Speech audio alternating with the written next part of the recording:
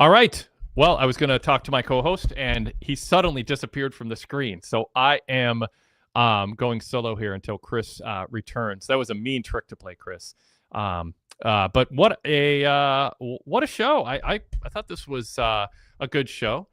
It opened up with some video packages, which was kind of cool, setting the stage for the whole show. 5 whole minutes, in fact, of video packages, but it was just video packages. It was fresh promos, fresh commentary. They had a crowd under 3,000, and they managed to make that crowd under 3,000 seem like a red hot audience that made the product feel better. Chris, I just when you dropped off so rudely and I buried you, welcome back. Thank you. I was talking to the audience and telling them that I liked this show. I thought Ospreay Darby was wild. I'm glad they survived. Cool. I think they knocked some years off their career in life. Darby, as usual, does. I hate to sound like I'm endorsing it. I would be discouraging it if I were his boss. That bump on the edge of the ring apron was crazy. We'll talk about that. I was complimenting the opening 5 minutes. I thought they did a really nice job setting the stage for the show. Yeah. And, people are going to complain about, it's video packages. Let's just get to the ring. This is what I've been calling for a long time. Get people excited about the whole 2 hours. And don't do it in a boring way. This was not a boring way. This was rapid fire, short attention span TV. With like, we're going to show the crowd, then we're going to show this match, and then we're going to do we're going to have a fresh promo with 3 of the main eventers. And then we're going to have sound bites with Darby and Ospreay, and we're going to plug other matches. It was maybe a little too much to throw at us, and it went right to the brink of, okay, I'm ready to go to the live audience. I thought it went to the brink, but I thought it was good. It made me realize what was coming up on the show if I'm an average viewer, and they added new information and the voices of people who were fighting. And then the show, I thought, delivered, start to finish. To me, I think the highlight, despite complimenting Ospreay and Darby, and I think a pretty compelling main event, was a Toni Storm segment with RJ City. I love that. I thought it was, good. We'll debate this, because I thought RJ did a great job on the interview playing the straight man, but also getting frustrated. And I thought Toni Storm was delightful in her amnesia and how she played off of it. I think if you're going to do this concept, I thought it was really well done. So we'll get into that. But since we have so many places that we can start here in Block A, I want to start with the main event, because I think this was the most heelish. Well, they tried to kill Bryan Danielson. This is the most traditionally heelist that the Death Riders have been, just in the role of I've said this for weeks. The number one goal of heels is make the baby faces look strong, get them over with the crowd. And I thought they didn't have any selfish spots. This was all about Pac and Yuta and Claudio ringside and Mox. This is about getting the babyface opponents over. And they did. Now, this is a dysfunctional babyface team, and I thought they told a really good story. After Mox rolled up Cassidy for the win. It was Cassidy, right? Yep. Yeah, because Hangman. Okay, so after he rolled him up for the win, it played, and then Hangman and Jay White are bickering because Orange Cassidy got rolled up because Jay's like, you take the pin, Hangman. I just knocked him out. You take all the glory. And Hangman's like, what are you doing? They really sold this idea that was sort of not great last week, which is, why would Mox challenge 3 people? And Shivani hit the note, and the evidence in front of us backed it up, which is Mox is counting on these 3 people being dysfunctional and not getting along. And in a sense, you want Moxley to be a mastermind who you're rooting against. And it worked. He put the 3 of them opposite of him in a match. They couldn't function. They ended up getting beat up. They ended up losing. They ended up arguing. They came together sort of in the end, but they're really fighting for themselves. And so I thought they told a good story. I mean, this is a tough time to run a pay-per-view between Christmas and New Year's. Next week, they're going to have a small audience for a pre-taped show. They had to have this was basically their, go-home show.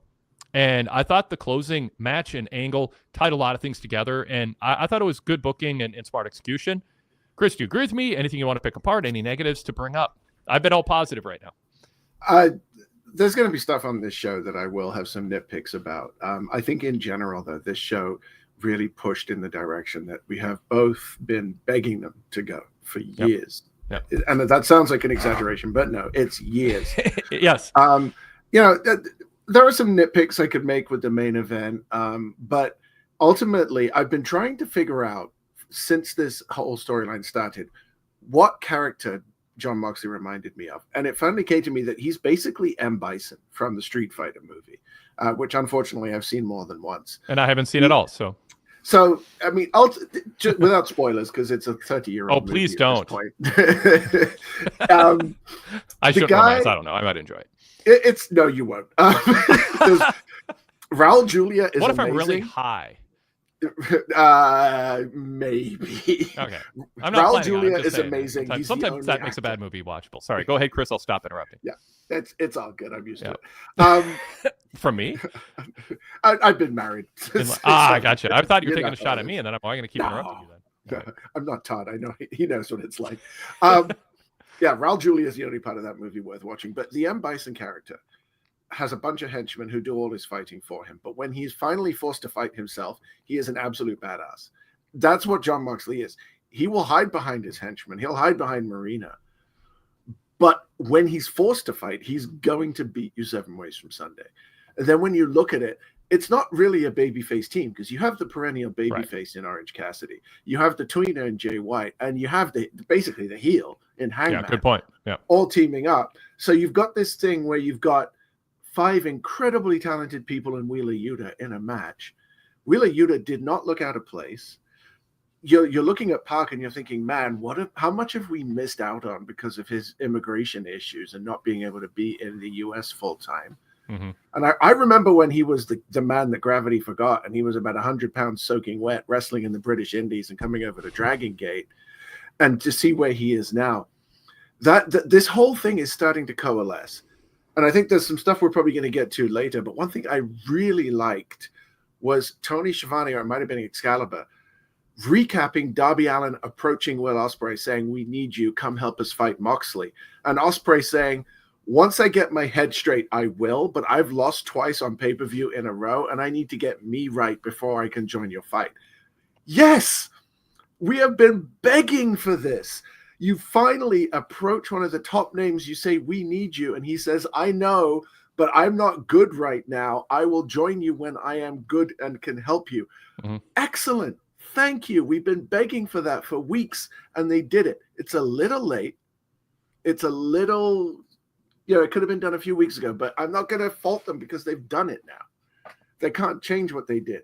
And so, I mean, the main event, it was a decent match. Like, it was never going to be a 6-star classic. It's a 6-man tag on a go-home show, basically. But it was good enough. And it finally did what we've been asking for, and it's moving this story forward. Well, it's a good point that why isn't everybody stepping up when there's this threat against AEW? And it's nice to have that part of it. You're right. Going back to another point you made, that if the job of heels is to get baby faces over, there was only one baby face in this match. Jay White. I don't know if Jay White's a tweener. I think he's a baby face who hasn't been established as a baby face yet. It's nice when people turn, although he just sort of was just Jay White all along, and he's still just Jay White, just without clowns around him all the time. Some of the time, now they're injured and out. Juices up, but nevertheless, but yeah, Hangman is like anything but a babyface, but he is, in the big picture, an AEW fan favorite. So, but nevertheless, my point stands. The goal of this match was to get across the idea that Moxley was a mastermind. These 3 people couldn't get along. You understand it. You're not like mad at the baby faces because Cassidy's trying to get along, but White and Hangman are bickering. They're spiting each other. Okay, I'll start the match, or I'm going to start the match, not you. Oh, no, I'm going to take out to Orange and flaunt it. I mean, a lot of mind games going on. It in a sense, when I say put over baby faces, it put over Moxley for being right. But I think fans are thinking this could also backfire badly on Moxley because he's facing 3 people who all want his title. They may not work together, but they each have the same goal, which is take out Moxley. His goal was put them in a ring, have them be so dysfunctional that they build up grudges and can't focus. Now, the question is this a learning experience? Is this a good basketball team that gets selfish in the first 10 games of the season and then has a team meeting and regroups, and then they come out and they win 6 out of 7 games, like my Minnesota Timberwolves have done? Shaky start, selfish play, 2 new players on a team, trade away one of the stars. The trade totally makes sense. I can go off on that for 5 minutes and explain it. It's totally for the long-term, semi-short-term or long-term good of the Wolves. It was a right move, but you need to know the facts to understand that national media. Oh, yeah. But that's what's happening here. This is the team learned we can't be selfish if we want to win. However, they're not a team at World's End. They're individuals fighting for one person holding a title. So Moxley's mastermind plan can win, but also it can backfire. Mm-hmm. So the four-way match was a challenge to make sense. And they've really made the point, which I think they had to. They had to own it. Moxley challenged 3 people, which is unconventional for a heel, because he thinks having 3 opponents will be better than 1 because they're going to beat each other up. This match showed that, so it creates a sense going into the pay-per-view. His title is vulnerable. People kind of like Hangman. They kind of like Jay White. They like Orange, don't want to be champion. There's still some weaknesses here in terms of what is the kind of purest form of outcome the fans are rooting for that they're selling you on. But there's a sense that there's going to be chaos, and who knows what can happen. And it's 4 good wrestlers going at it with the stakes high. So, I mean, I think it came together better than I would have expected when going at the end of the last pay-per-view, and why are all these people there? And I was suggested in the VIP roundtable, maybe it's for a 4-way. Sure enough, that's what it is. I think it's come together nicely, Chris. Yeah, I think so. And it's a shame I haven't seen Zach pop up in the chat yet. But I think he'd probably have fallen off his chair by now to hear both of us gushing over AEW and not really firing any negatives off. I think that this is going a great way. Yeah, there's no way Moxley's losing at the pay-per-view. He's not going to lose that title in a 4-way. We haven't even seen the belt yet. Oh, yeah. Right, yeah. I mean, totally. I won't spoil Street Fighter, but I'll spoil that. But that's why the sales pitch is it's going to be chaotic. You want to see it play out. This is not a crescendo of like Cody. He's got a story. He's got to finish it. Nobody's finishing their story at World's End on a pay-per-view in between Christmas and New Year's. That's going to be one of the lower buy rates they've probably ever done. Maybe not. Hopefully not. But yeah, you're right, Chris. This is not. They're not selling this on a title change. The clear babyface Orange Cassidy is not actually. No one thinks he's going to really win a world title. They could shock people and have Jay White or Hangman Page win. I mean, I'm not honestly ruling out. I wouldn't rule out anything, but pretty close to it. It's single digits, low single digits. If they want to kind of hot shot. And Chris, the only way they do it is to prove a point, which is you can't know. Chris, you think you know, you don't know, but it doesn't make sense, and they won't. I would give them eternal kudos if they actually pull the trigger on a title change, because nobody would see it coming. But that's not a reason to do things, but occasionally you still want to surprise people. Yeah. In the Attitude Era, everybody knew what was going to happen at the end of every Stone Cold match. There was going to be some sort of attempted screw job by Vince McMahon, and Stone Cold was going to stun a bunch of people and walk out. People bought those pay-per-views in record numbers, and nobody cared that they knew how it was going to end. This could be similar. I mean, we're talking about what, 1/16 of the viewers. Attitude Era, you were getting 8 million watching, and now we'd be lucky to get 500,000 to watch Dynamite. So it's not anywhere near that magnitude, but yeah, they know what they've got here, and that this is going to be a long-term story. They want this to build. I'm going to give Tony Khan a little bit of credit. I think he knows who's going to beat Moxley for the title. I think he's already made that decision, and he is now drawing up the map to get there. I'm starting to wonder, and you might actually know the answer to this, does Tony Khan listen to this podcast? Because it seems like every time I'm on this show, a couple of weeks later, he's done everything that we've asked him to do. Maybe not the way we asked him to do it, but he does tend to almost be listening to the feedback. And I'm sure we're not the only ones giving it, but we're obviously the best ones.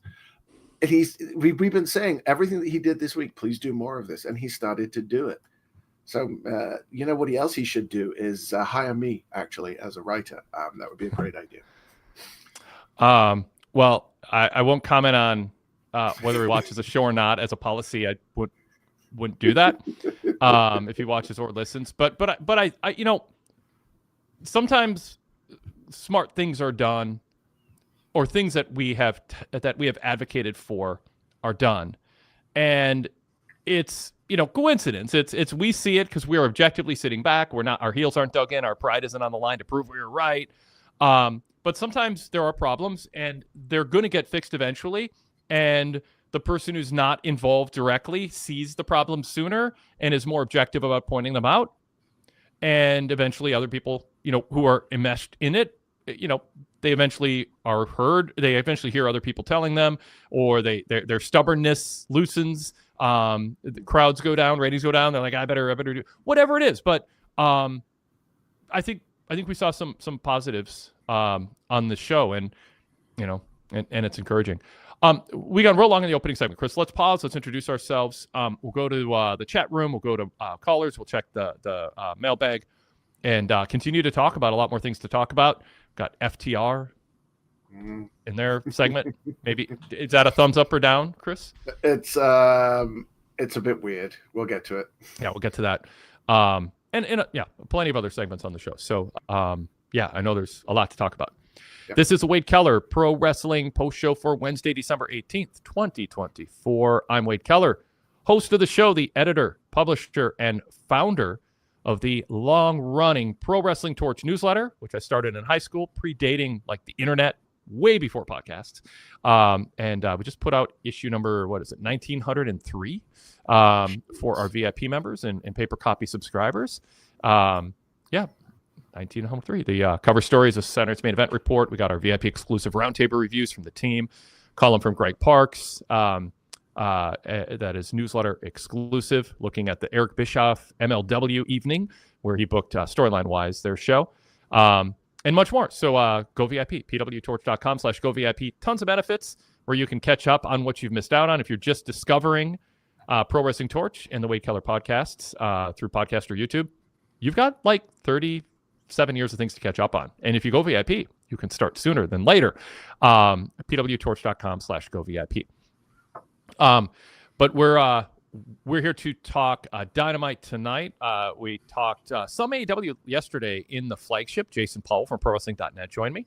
We mostly talked WWE. It was a big WWE week with Saturday night's Main Event, Jesse Ventura, and all that. Earlier tonight, by the way, and this is a VIP exclusive show on Everything with Rich and Wade. Everything is one of the VIP exclusive podcasts we do weekly. Rich and I spent about 45 minutes talking about the Lee Fitting story from WWE.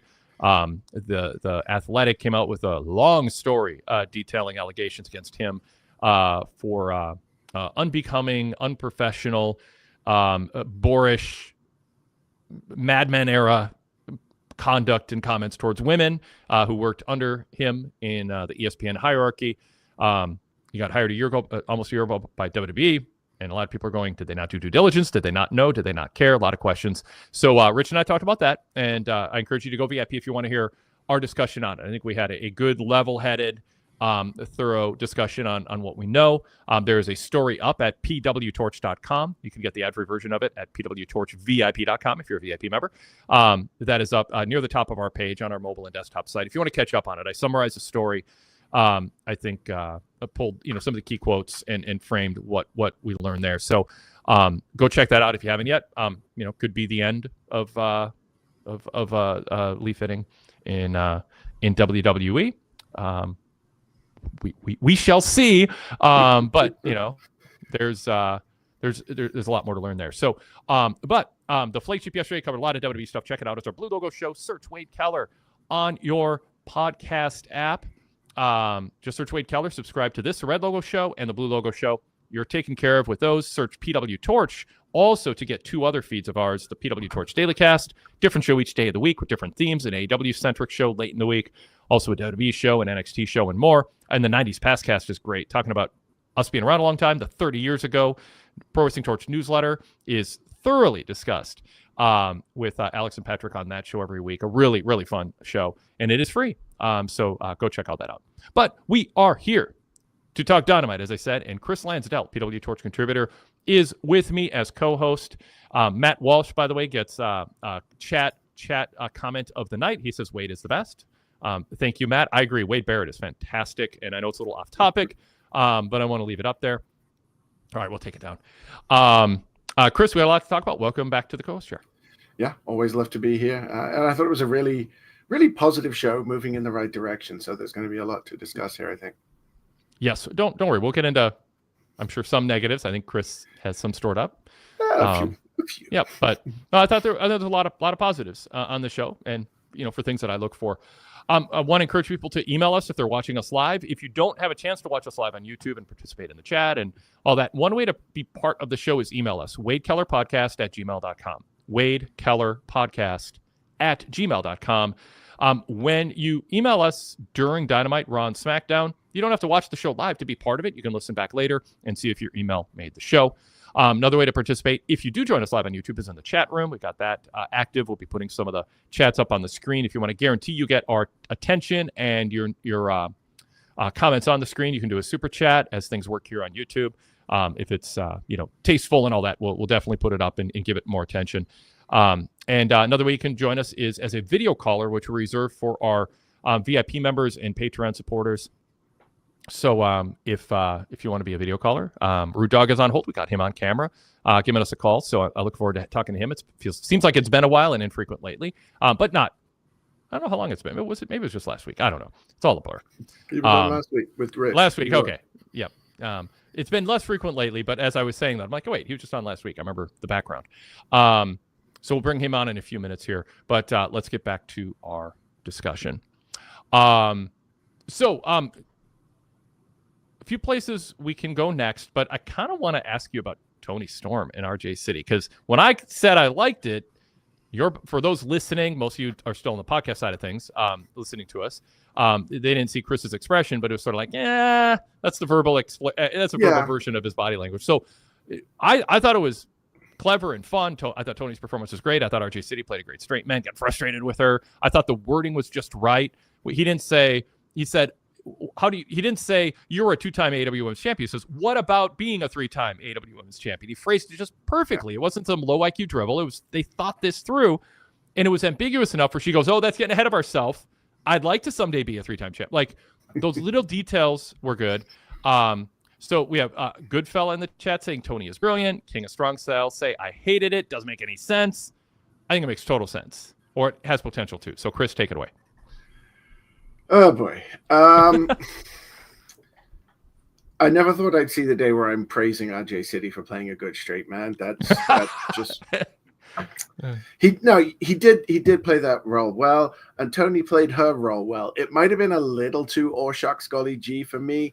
My biggest issue with it is not how each of them played their role. It's the fact that if this match is going to main event the event in Australia. Like I would put money on that now. I don't want comedy in my main event. I don't think those two go together. There's a reason Santino Marella didn't main event big shows, right? It's not the place for it.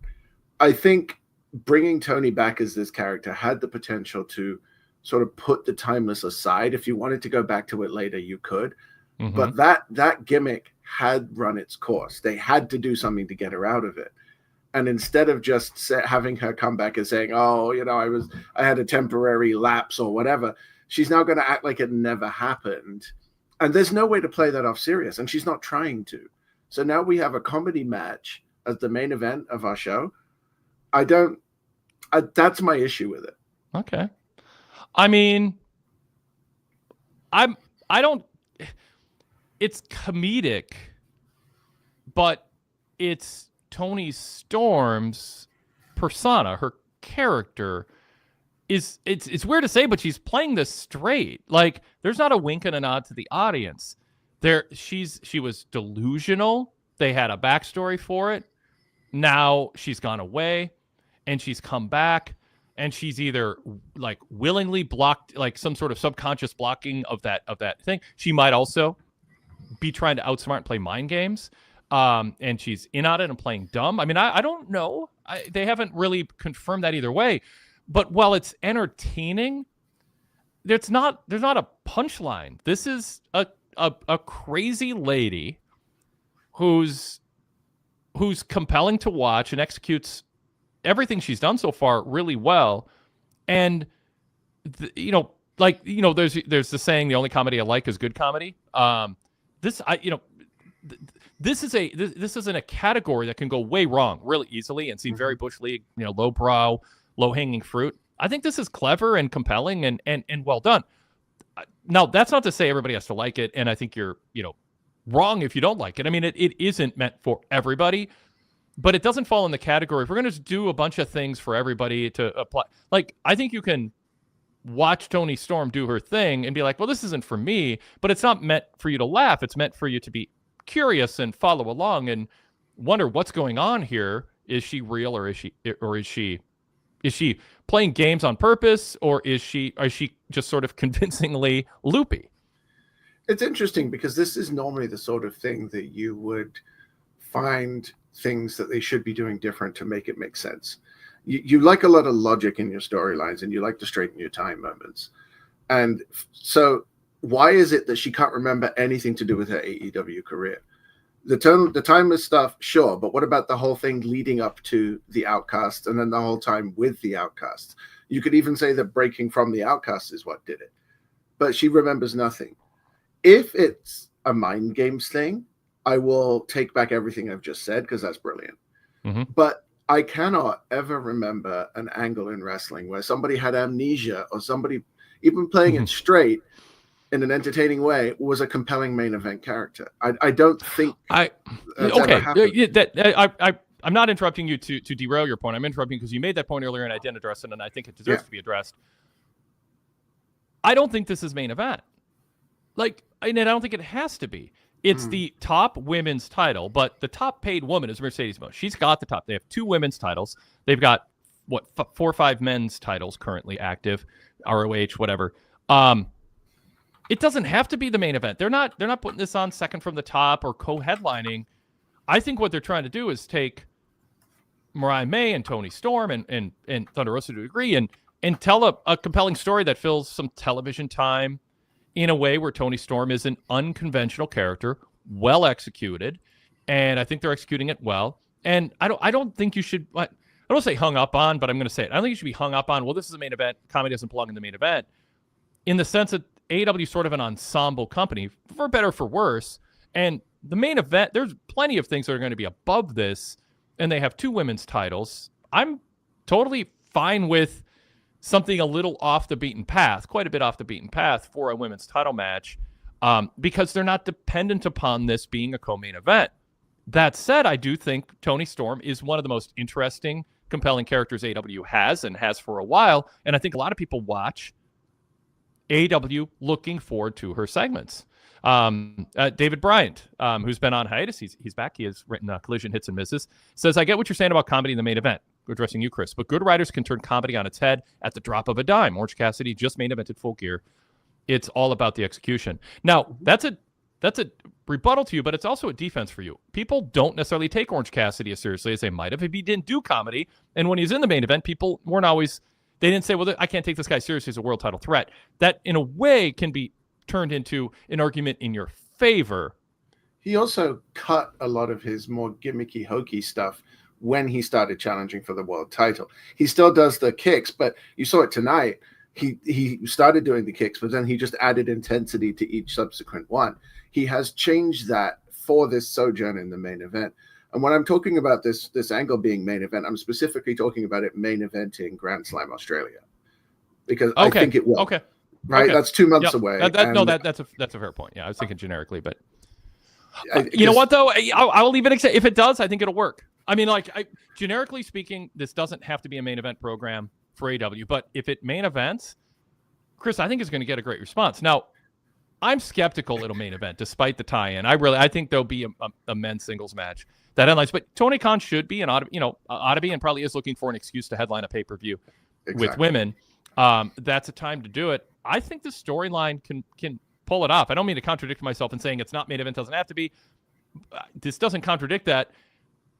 I would argue, but I think it actually, by the time the story is told, I think it can get away with being in a main event spot. I think no matter what they do with Toni, she's going to get a ridiculous pop. She's from the Brisbane area, right? That is the Gold Coast. Yep. So if that is the main event, and if Toni ever needs an excuse, the only match I could see that would be better as a main event would be Mercedes and Toni, or Mercedes and maybe Britt, although that ship might have sailed. Yeah. But I don't think you're going to get a better excuse to main event a pay-per-view with a women's match. You could even not send Moxley on the trip and then have the Death Riders do a 6-man tag for the titles if you want to get them on the card somehow. But this is your chance to do it. And she will get the mother and father of all pops. Look what happened with the Iconics, right? When they won the tag titles in Australia, Buddy Murphy got a massive pop, and he was at the bottom of the undercard. So if you put a native daughter, Aussies love their hometown wrestlers, hometown sports people in general, and that place will go nuts. Yeah, totally. So let's bring a couple chat comments in here and respond to it. Sadler version 3 says, I guess it'd make more sense if it was the timeless Toni gimmick that she had amnesia about, but she should remember her run with the Outcast. So I don't know at what point she had the breakdown, or what's the phrase? The presupposition of, or the assumption of when she had an episode that led to her forgetfulness. So that's something that ought to be addressed, and it would be nice to have that work. If somebody in the chat has a suggestion on whether that's not an issue or how to make it not an issue, I'm all for it. Lady B says, as someone who grew up with a grandmother obsessed with Young and the Restless and Days of Our Lives, hello, Travis Bryant, this Toni Storm fake amnesia storyline is straight from daytime soaps. Yep. Totally. I mean, and this, I find myself often saying AEW should decide what they're going to be, lean in, execute it well, and be something that fans can go, that's why I'm an AEW fan. And so I feel hypocritical endorsing this, because this is, but if you're going to have a variety of different things that you're doing, this, as straying from the more sports leagues approach, works a lot better than the clown show of Jeff Jarrett and Sanjay Dutt yipping and hopping, and like there's just things that they and there's just a lot of stuff that just is like, why are they doing this? It feels so, it's just out of sync with what people who aren't buying AEW tickets anymore wanted AEW to be and were buying tickets to see. I don't think this gets in the way of that if it's the well done exception to that. King of Strong Style says, so if Becky Lynch came back to Raw and just randomly forgot the last 5 years of her life, would that be cool? Well, probably not, unless there was a really good storyline around it and she had been acting crazy and delusional, and you might think she's actually the smartest one in the room messing with people, but you're not sure because she's convincingly crazy. I mean, you could build a story around that and make it work. It's a little soap opera-y, but I don't know that Becky could pull it off, because I think Toni Storm is pulling this off brilliantly. I loved the execution of her timeless Toni Storm gimmick. I know Tony Khan loved it. And you could tell. And so maybe I'm giving an unfair exception to something that should make me mad just because it's entertaining and well executed, but I don't know. I think it's working so far. Lady B adds, I'm under the impression that she has fake amnesia. She is timeless Toni Storm pretending to be rockstar Toni Storm, which I'm fine. I'm fine with her having amnesia due to a mental breakdown or stress or hitting her head on something, whatever, a bag, in the overhead bin landing on her head. If they come up with an explanation, it can work that way too. And let's see. King of Strong Joe says, Tony's out there, but when did she turn legit crazy? Lady B adds, now that I know RJ City has something to do with Toni Storm's storyline, it gives me trust. If they are doing daytime soap angle, I trust him with that. So anyway, go ahead, Chris. Yeah, there's a couple of good suggestions in there. Yeah, and there are ways that this could go that would make me go, okay, that was well executed. It's just tonight didn't give me a lot of confidence that I'm going to enjoy this storyline and the way that it's headed. I'm quite happy to be wrong if that ends up being the case. It has happened once or twice before, but it's definitely being well acted. So let's see where it goes from here. I'm always the one preaching, let's wait and see. I'm willing to give this a wait and see. They have 2 months until Grand Slam, and they've got to get through the Thunder Rosa nonsense first. So we'll see what happens at the end of that. I'll give it time, but right now it's on thin ice. Okay. No, fair enough. I don't think you're crazy. Zach Barber says, Lady B speaking to my soap opera loving heart. And what's going to be the thing that triggers her memory to return if it's amnesia from trauma? So yeah, I have some faith they've thought this through. You said, I think Tony Khan knows who's going to beat Moxley and when. I kind of have faith that they got an idea of where this arc is going. But the risk in a storyline like this is you put faith in it, and what they're doing is just riffing. It's just it's just kind of self-indulgently. I'm going to play a little guitar solo. I'm going to do a little drum solo. It's fun. But it's not really part of a cohesive song and album that eventually plays itself out satisfactory. And I, obviously I'm right to be concerned about that. Everybody should be. If you're enjoying the parts, you want the parts to add up to something coherent.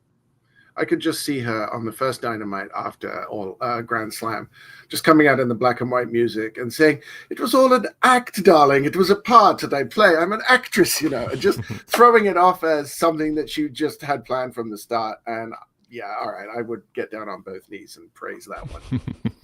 Very good. All right, let's go to Road Dogg, our caller, and Rude Dog. Yeah, and then we'll continue on. Whatever he doesn't bring up, we'll get other stuff. By the way, in answer to the question in the chat, Mariah May hitting her with the other shoe will bring back her memory. That'd be actually kind of, if she gets hit in the head and then suddenly shakes it off and I don't know. All right, Rude Dogg, welcome. Hello, Wade. Hello, Chris. Nice to talk to you. Good to talk to you. The famous Rude Dogg, recognized at places in Michigan all over the. Yeah, I was back at that record store today and got some more Italian 80s disco. So I'm super pumped. I'm building up a DJ set. So I was at an antique store this weekend and just walked out with like 4 vintage old board games.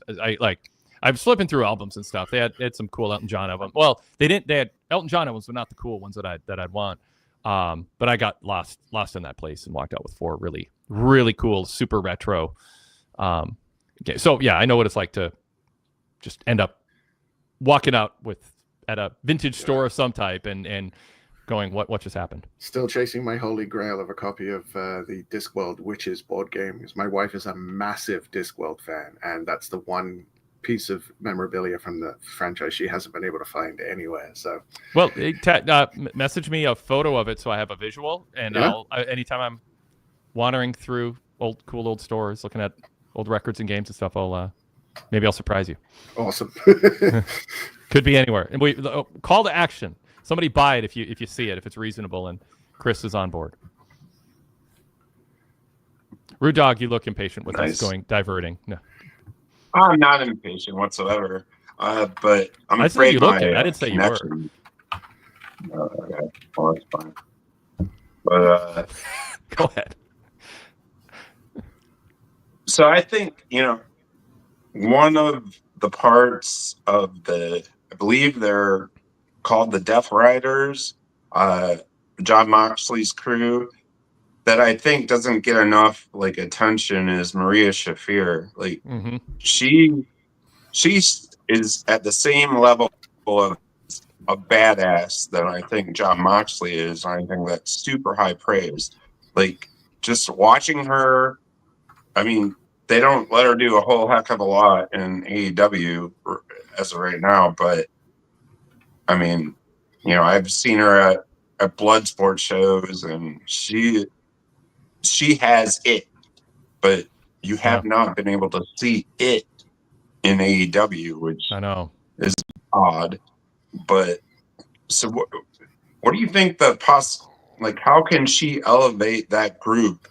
And do you think she'll be able to have the opportunity to do so?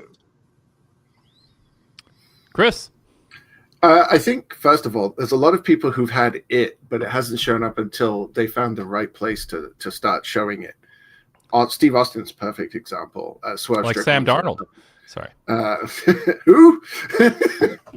Does he play that weird sport? No, yeah. You've got to. It's not enough to have charisma. You have to be given the right avenue to show it. And I think what she's finally been given here is the place to just be a silent badass. And she's been really good at it. I don't think she needs to do anything different. She's elevating the group just by doing what she's doing now. If you start putting her in the ring, I think it'll start to fall apart because she'll look fallible. If you make her talk, she'll look fallible. If you try to make her do too much, there's a risk that it all falls flat. So I don't think it needs to change right now. If you're going to make her wrestle, you need to put someone in there with her, like a Madison Rayne or a Leva Bates, or somebody who is incredibly experienced, can eat the loss, and can make her look like $1 million, and then we never need to see her wrestle again. Yeah, I think she was diminished, but who remembers it, right? I mean, Yeah. she was nothing special. She is just like, she enhances this gimmick with her it's unflinchingly convincing that she's just this badass in a bad mood. And I'd like to see that expanded a little. Like Judgment Day is an example where you can, and even to a degree, the Bloodline, where there's people in the background who are doing things that then enhance it, but eventually you kind of want to see it enhanced a little bit more character development. And it'll be a big deal when it happens. Kind of like Hook when he finally, and again with Hook, it kind of went downhill when he started expanding and talking, and he had different inflections he was trying out, and there was something about the guy who didn't talk and just kind of looked cool in the background.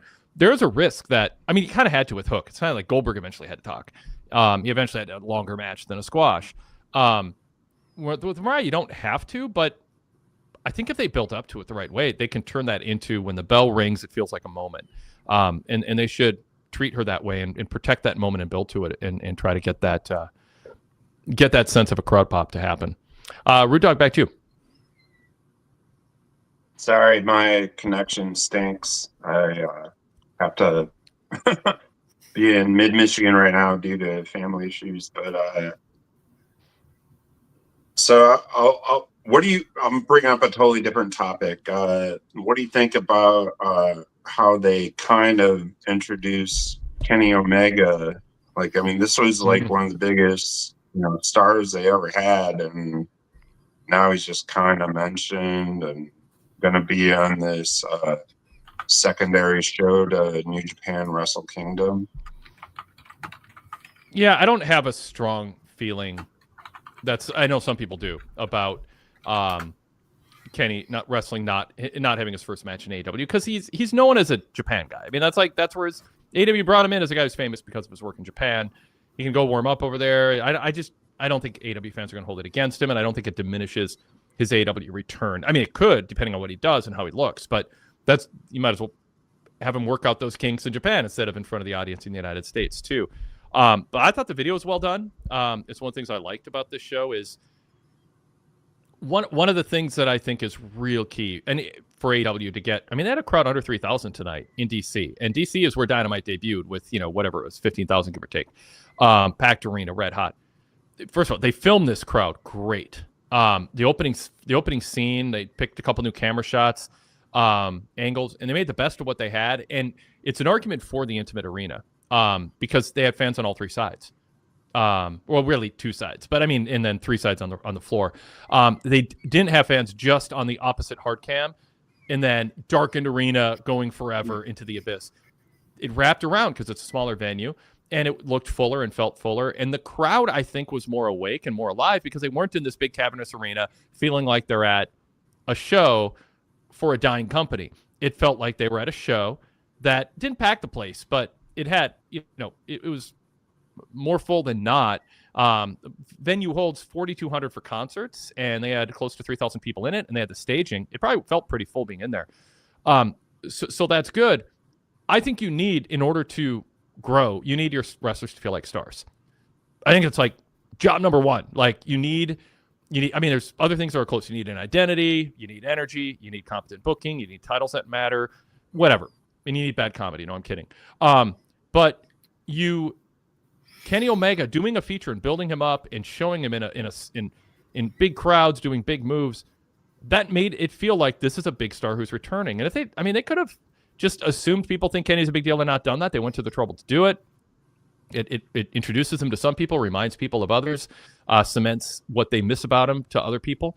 So I thought that was good. And there's things AEW should be doing every week to just try to create the sense that their wrestlers are stars. It's why last week I was so hard on that, picking on that Kyle Fletcher social media picture. It's like this awful photo of Kyle Fletcher, and they're plastering it all over their social media. It's like, my God, wow, who thought that photo of him is something you want people to think of when you think of Kyle Fletcher? People might look and think, what's the big deal? It's like, because it's the worst photo you could possibly take of Kyle Fletcher if you want him to come across as a star. So across the board, you want AEW needs to focus on making whoever their top stars are feel like top stars and frame them that way. And I like that video. To me, that's a bigger positive than whether his first match is in Japan or the United States. Chris? 380 days since Kenny Omega wrestled. Him going back to New Japan, I think, is more of an issue because he is an executive vice president of AEW, not because of anything else. That is what is mind-boggling to me. My issue with that video is why now? Why not before? And they had Justin Roberts doing that. He is called the best bout machine for a reason. Cool. What's the reason? Oh, your video's done? Okay. There are people watching AEW now who have no idea who Kenny Omega is. Yep. Or what he's done. And you could have taken an extra 15 seconds to show all of his 7-star accolades from websites with inferior star rating systems to show why this is a big deal.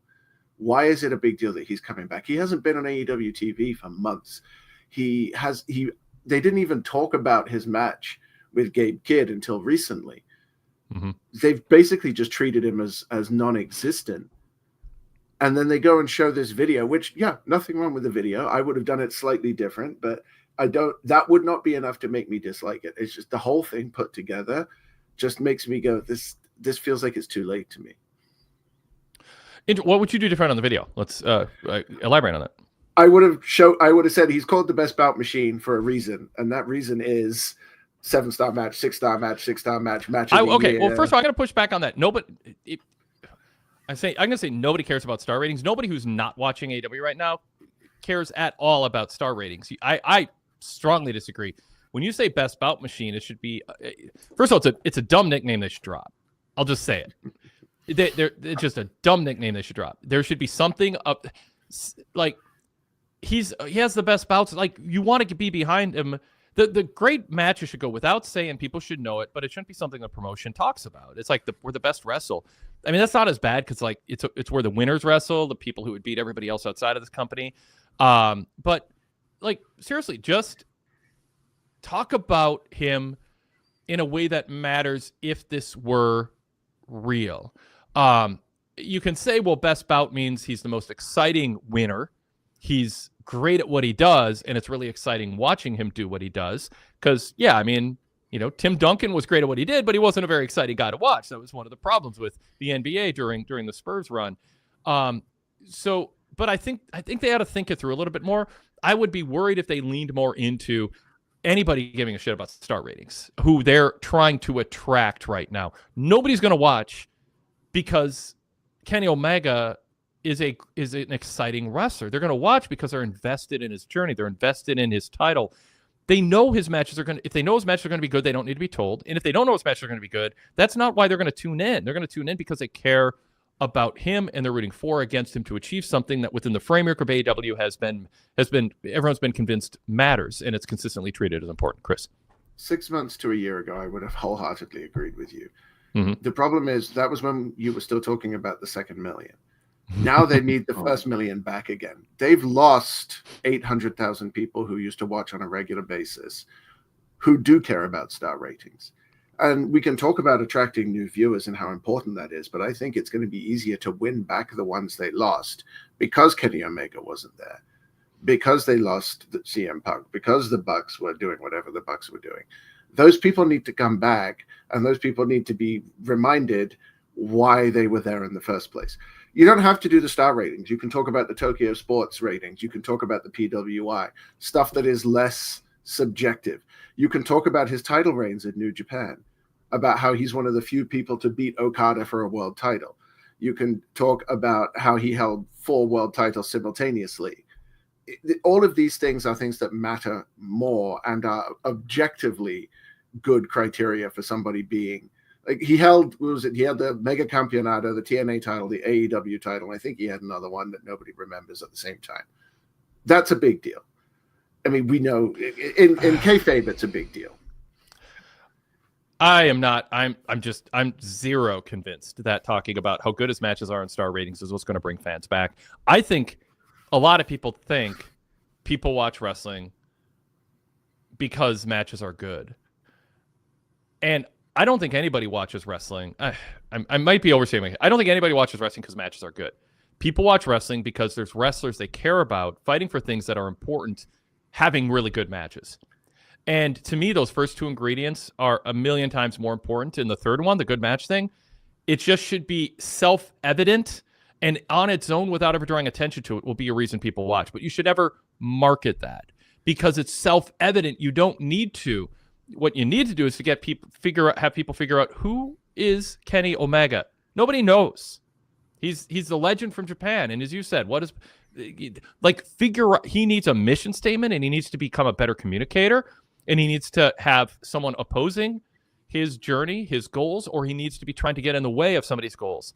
And I don't think this crosses AEW's mind because of people like you, Chris, encouraging them to talk about star ratings. Hold on. You know I have been on this show multiple times saying wrestling, the quality of the wrestling match is not the most important thing. If it was, Ring of Honor in the early 2000s would have been the best wrestling promotion on the planet. But there is enough of an audience that does care about that they have lost that it will appeal to get them back. I disagree with you. Well, we know that That's the part I disagree with you on. They were there. If Kenny's back, if Kenny comes back, they know they're going to get good matches. Anybody who's going to care about that marketing knows Kenny's going to be great. Why people aren't watching is they've seen good Kenny matches. They'll tune in when he has a good match, but they're not going to watch weekly TV unless you get them to care about why the match is happening and what the outcome mattering.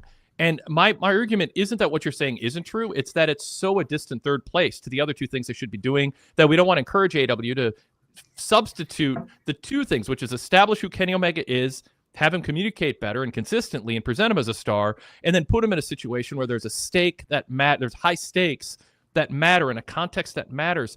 Let the good wrestling take care of itself. When you say they should advertise and explain Best Bout Machine, you're having to pour fuel into something that doesn't need fuel. That the fuel should be going to those other two categories.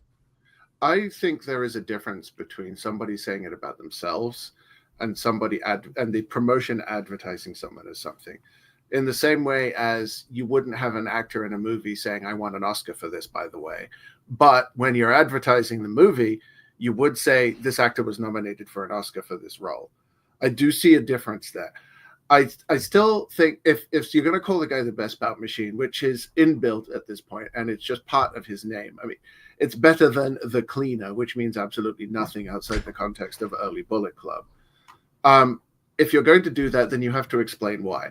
And you could just list off, sure, we might, cast a wry eye at some of the ratings from certain people, but in the wrestling sphere, those ratings come from people who are respected by wrestling fans, and those ratings do mean something to a lot of people.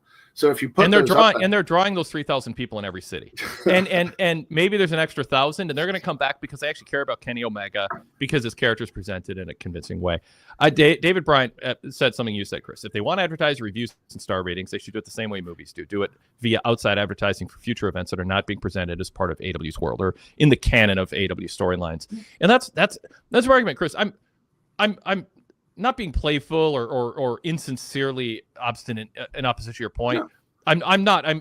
But it's sincere in the sense that I think encouraging AEW to talk about star ratings and match quality and dream matches they're continuing to pour energy and time and resources into something that has such small returns compared to what their shortcomings are.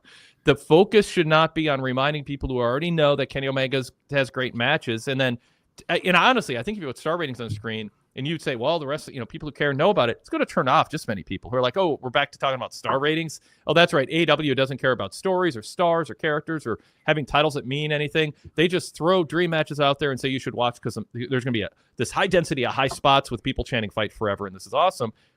That's not going to help grow AEW. That's like, it's so you're encouraging them to focus on something that's actually been one of the reasons for their diminished attendance and ratings. I think in 99.9% of cases, I would agree with that wholeheartedly. Yeah. I don't think there's a problem talking about dream matches in the context of this match is happening as part of a story and it's a dream match. There's nothing wrong with calling something a dream match, but you shouldn't put something on just because it's a dream match. Mm-hmm. So I think that's a slight distinction there. Sure, I can understand your point on the star ratings thing, and in most cases I would just say yes, stay away from it. It's just for this specific situation, I think it would have made a difference. Yeah, that video if you're going to include that soundbite, you need to explain why he is the best bout machine. Mm-hmm. Yeah. And No. you can, Yeah. Your point with the cleaner is right. And to me, the video itself showing him in front of big crowds being treated as a star, that's what I took away from that. I don't think they're going to get bogged down in best bout machine and think, oh, everyone's going to come back to AEW now that, because frankly, Kyle Fletcher and Will Ospreay and Pac, they're all best bout machines too. Claudio is. Like, so they have plenty of people. Kenny's past his prime. People don't know if physically he's going to hold up. I don't even know if you want to market him that way anymore. AJ Styles is not marketed as the the best wrestler in the business as he was for most of his career because he has slowed down. Now he's doing other things. Zach Barber, a super chat, says it'll never not be funny that Wade does star ratings yet consistently craps on star ratings. Zach, you're missing the point entirely. That's backwards. Yeah, I am not against star ratings, Zach, even though I think it's a whole other discussion, and I honestly think they're antiquated at this point, even though I do them sometimes. And I think wrestling has sort of evolved beyond it. I've explained why. There was a time when wrestlers were just doing lazy matches at house shows, and there weren't pay-per-views, and people back then were selling out buildings in order to see star wrestlers fight for titles they cared about. They weren't thinking about match quality. And then star ratings were a way to draw attention to the people who are actually working hard at house shows. And now everybody works hard at house shows, but now some people almost work too hard in the sense that you're getting extra stars for making a match arguably worse because you have this density of high spots that is now what qualifies as higher star ratings, which is why the smart people in this business who actually draw money and live into retirement without, crippling injuries are the people that I think are the smartest in this business think that the things you have to do to get a 5, 6, 7 star rating are counterproductive in so many ways to doing what wrestling is about, which is getting people emotionally invested in the action and the outcome of a match that is separate from, oh my God, I can't believe he kicked out of that super dangerous move that could have really hurt him. And now they're going to do it 6 more times in the next minute and nothing has a chance to breathe. And that gets high star ratings. And so the whole thing is antiquated. I do star ratings, but I use a different criteria for it than that. But I do it almost like sort of begrudgingly and only on occasion now because I just think it's antiquated and for a variety of reasons it's ruined and it's outdated. But people are obsessed with them and go do it. Go be obsessed with them. But I just don't think AEW should talk about them on their TV show. Chris. Your star ratings and mine tend to be pretty close from what I've seen. And then you have Sean Radican, who's consistently 3/4 of a star above me when we do our shows together. I think we could easily I've observed that. Yeah. We could easily do if I see a 4.5 star match from Sean, I look forward to a 3 3/4 star match when I watch it. Yeah. We could do a 5-hour long format podcast broken up over several episodes on star ratings. And ironically, I think Dave's star ratings, he has gone on record for a long time as saying the only reason he still does them is because people expect them now. And he doesn't think his ratings are gospel. They're his opinion, and he wishes people would just see them as that. And that's all it is. It's an opinion. You'll never see me give a match more than 5 stars because I don't. That's ridiculous. If you have a scale, you should stick to it. I also think that a match is not rated out of 5 anymore. It's rated out of 20 because I'm sorry, if you're giving something 3.5 stars, that is not 3.5 out of 5. That's 14 out of 20. And let's stop pretending it's anything else. Yeah. But it's neither here nor there. Kenny Omega. I think him coming back is going to be a big deal. There's a lot of matches he hasn't had yet, and a lot of matches that he needs to have again. And even if we get him for a year or 18 months before he has to ride off into the sunset, this is something that AEW sorely needs. Is a big name who was part of the founding of the company. He was the most recognizable face, apart from Chris Jericho, on day one. Him coming back and being able to have a match with Okada, have a match with Ospreay, have a match with Jay White, with Swerve Strickland, all of this stuff. We haven't seen him in Swerve, I don't think. It's been a long time since he wrestled Ospreay. Him and Okada, those matches are legendary. That all of this we can have again. And if he ends up only having 18 months or a year or whatever left in him, good. I hope he takes care of himself. But this is, I think this video is a good way to remind us of what we have been missing. It's in just the video being made and shown. Now, granted, I mean, they're showing videos for Bandito. But it says the way it's presented says Kenny Omega's a big star and he's coming back. But this is the primer paint. It's not the color that the walls will end up. Yeah. So this is a primer. Remember Kenny? Here's some of the stuff he does. Here's his charisma. Here's crowds adulating for him. Is that a word? Going apeshit for him. They're cheering him. And he's coming back. But that's the primer. The paint is, why is he coming back? Who is he? Do I care about his personality? Do I find his personality off-putting in a way that makes me want to see him fail? Does it inspire me? And I like him and I want to see him succeed. What is his mission? Lay it out. Is the company structured in a way and execute within that structure in a way that gets me to think I want to follow him on his journey to try to achieve something? That's the color that goes over the primer. So this is fine for week one. Remember him? He's a star. Here's footage of him being a star in big settings, celebrating big ones. But this is not the end. This is not the finished product. This is a primer. I hope AEW realizes that. Kenny's history is very inconsistent in that way. He's a quirky, weird guy who doesn't seem very focused and doesn't seem to be surrounded by people who go, how are we going to market you?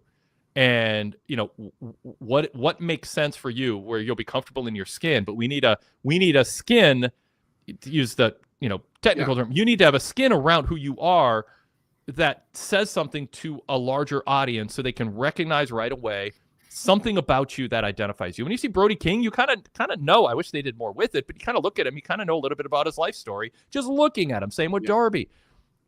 Kenny doesn't have that. Sometimes, like I said, he looks like he went to the gym in his Zubas or pajama pants and didn't bother to change before he showed up on TV. I mean, he looks haggard and doesn't care. That's not a gimmick and it's not a star just because he can have a big star match. So I want to see a more refined, more thoughtful Kenny who looks like he's serious about wanting to help AEW get back their audience. And that's not going to come from how good his matches are. People know that. It's all that other stuff that's a shortcoming. I think one of the problems, it's not really a problem, but something that's a bit sad is that the best moment for Kenny in New Japan was when he beat Okada in that 90-plus minute best out of three falls match. And I wish that, because the commentary on that still gives me goosebumps. I go back and watch it every now and then. And Don Callis screaming, hook the leg, and getting emotional as the 3 count hit. The problem is it's Don Callis. You can't play that clip on AEW TV while Don Callis is one of the biggest heel managers in the promotion. It's a shame because that clip and that moment would really stick in a lot of people's memories who probably haven't seen it. It's a real shame, unfortunately, but I wouldn't want anybody else's voice over the top of it. So it's just a little something. Yeah. All right. I want to go to another super chat here, and this is from Lady B. Thank you, Lady B, by the way. My mom's friends don't allow their kids to watch AEW. And everyone listening in the minivan, be forewarned here. It's this time of season you might want to hit mute. 3, 2, 1. They don't want their kids to watch AEW, and the Santa's Not Real promo is one of the reasons why. Curious overall about AEW's target audience. Do they care about a younger audience? I think it's pretty easy to go, that guy's a jerk and he's a liar. And of course, Santa's real. You saw him at the mall last week. I'm not super worried about that. I think if the announcers just started saying, when did you find out Santa wasn't real? Obviously that would be even worse, but just a heel spewing something that get kids here at school from the older kids. I don't think it's that big of a deal. That all said, I wouldn't do it. I don't think the payoff is worth it. And I think it's actually, even though I make the case, I don't think it's going to actually land and shatter the illusion of young kids. I think a lot of adults think it's inappropriate and you're being a jerk and not in the way that you're going for. And I think it can actually backfire, not with kids, but as Lady B saying, with parents who maybe are worried about their kids, but it also just comes across is that really the low-hanging fruit you're going for? That, and by the way, I don't want to get off Lady B's point. This is sort of related. I absolutely loved seeing the local sports diss backfire. Yeah, I was wondering if you were going to hit that. MJF should be so above making fun of a local sports team. Come on. MJF. Especially that one. but no, I want to lay the foundation. Sometimes it works. And even when it works, I'm against it if you have the talent of MJF. That should be a trope that he, as a revolutionary, modern, game-changing, era-defining heel, should stay away from. It makes him seem desperate and pathetic and unskilled and hack. And he should know better because he's too damn talented to go there. But, and I'm pausing for dramatic effect, not to be interrupted. Sorry, I'm not. But the Washington Wizards, I mean, first of all, most NBA fans have never heard of them. Most people don't even know if it's a basketball team. They're so off the radar. But the people in Washington are not going to come to the defense of the Wizards, and they didn't. And they started a Wizards Talks chat, and it threw MJF off, and it was deserved. Go ahead, Chris. I just wanted to make my point in that cadence. No, I'm fine with that. There aren't very many teams that I, as a Toronto Raptors fan this season, can make fun of, but I think I get to make fun of the Wizards. That was hilarious. I was more worried with the MJF promo about him suggesting that the Jewish holiday was superior to the Christian holiday. I'm like, do we really want to start a religion trolling battle here? Yeah. I don't know. I don't think I would go so far as to say it makes him look like a hack. There are some low-hanging fruit that it's fine to plug. Like just because it's low-hanging doesn't mean it's not there. He is too good at coming up with other insults to have to do that one. And it kind of lends to, I don't remember whose theory this was. It might even have been mine, that MJF is just kind of coasting right now. He's not really putting in any effort. He's almost feeling like he is the most talented person on the roster. He doesn't need to try. He can just show up and like, what have you got for me? No, I'm not going to do that. See you out there, pal. And then he just goes and does whatever he wants and comes back and goes home and bathes in his money. I don't think he puts much effort or much thought into what he's doing. And this was a good example of it. Yeah. Derek Mitchell chimes in on this, Chris. I live in Washington, D.C., 20 minutes away from tonight's show at Entertainment Sports Arena, and targeting the Wizards backfired big time. Yeah. Yes, indeed. Thaddeus Montgomery says that MJF Photoshop segment felt like a 20-year-old Jericho Ross segment. Awful. I was glad they kind of had a twist with Cole getting involved. What do you think about that aspect of it? The emaciated Adam Cole. I actually thought that was quite entertaining because that is something that MJF would do. Mm-hmm. And that's not as much of a low-hanging fruit. It was supposed to be a bad Photoshop job.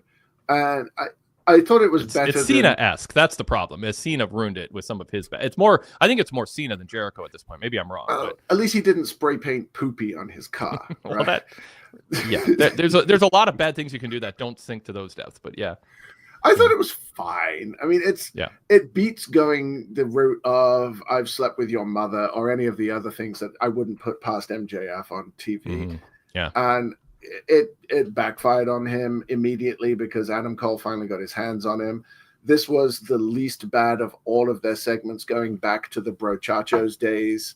And the fact that we're finally, please God, coming to an end of this whole angle, actually, I think might have just stood it up in my estimation. And we actually got to see the Undisputed Kingdom do something. They had a purpose instead of just standing there. I don't know. I need it to go away, and it looks like it's going that direction. So I will say, I thought Adam Cole represented himself pretty well tonight. I thought there was a little bit of the swagger and the confidence that we see in him. I mean, he's still like saying, "You're going to die, or I'm going to kill you," and it's like, stop that. But I thought it was what people want to see in Adam Cole is a swagger and a confidence, and that's been shaken and lacking. And I don't know, but yeah, it's just everyone's just waiting for this to be over. I talked about that but check out my written report, everybody, at PWTorch.com. Comment on these segments. It can give you a little primer for what I'm going to get to in these reports sometimes too.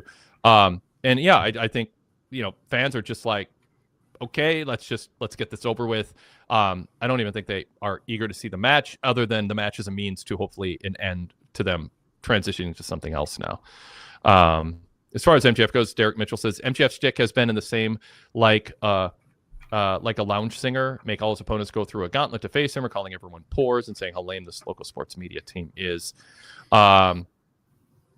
Yeah, I mean, I think MJF's super, super, super talented, but I think his material, often could use a couple trusted people to go, no, yes, let's focus on this and expand that. Or remember this thing you did that worked. That's not trite and hack and dated and played out. It's just there's not a lot of curating of some of the stuff he does, and I think some of it is self-aware and some of it isn't. Sometimes I'm not quite sure which, but yeah, he needs. I got to be careful how I word this. He is the Vince Russo of AEW in terms of he has a whole bunch of ideas and he needs a Vince McMahon style filter to stop him from doing the bad ones. Because the only person who ever was able to filter down Russo was Vince McMahon. And nobody seems to be able to filter down MJF. And he desperately needs it. So back to Lady B's comment, because we strayed a little bit, branched off a bit here. Do you think they care about a younger audience? Should they? No. Should they? Yes. The 18 to 49 demographic is all that anyone ever talks about. WWE has the younger demographic than that locked down. And I think what a lot of people overlook is, males 18 to 49 historically have had all of the disposable income, but do not overlook how hard it is for parents to say no to children. You and I have both been through that. Yeah. And if a child says, I want to go to the wrestling show, I want this t-shirt, I want this action figure, parents are going to try and get it for them. WWE has done a great job of keeping Rey Mysterio relevant, and people buy his masks. They have targeted stuff to kids, and not just 5 and 6 year olds, but they've done a good job of putting something on the show for everybody up to the age of 17 or 18 when they start thinking it's not cool anymore. And then they could when NXT had all of the cool former indie wrestlers, then they would just start watching NXT, and then they go and spend their part-time job money on that. That's changed a little now. AEW does have an opening to start that. Right now they've got like the mid-20s demographic. If they wanted to start going a little younger and start going at the teenage demographic, they should be starting to think about some of this stuff. You can't get, because the problem with that 18 to 49 is they're the tech savvy ones. They're the ones who are going to find a way to watch the show without paying for it, and they're not going to be paying customers. Yeah. Some more chat here. I'll say this. Lady B says, I will tell that to my mom's friends. They are currently a hard no. Haha. Some comments on MJF. Mark Pescetti says, MJF and Punk both cut insanely good promos. I don't think Tony Khan had anything to do with it. So MJF is capable of being a true top draw, but now that Tony's taking more authority, we get this. I'm not sure this was Tony Khan curated or, yeah. I think the MJF and Punk promos together were a co-branded effort. I would be very surprised if they didn't work together on those. Yeah. And for all of his faults, Punk knows how to work an audience, and he knows when to press the brakes. Yeah. Ramen Noodle says, the MJF material definitely worked in the arena, except the Wizards line. Everyone agreed they suck. David Bryant says, I'm looking forward to the MJF Adam Cole match. I just want MJF to care about it as much as me. Interesting. Yeah.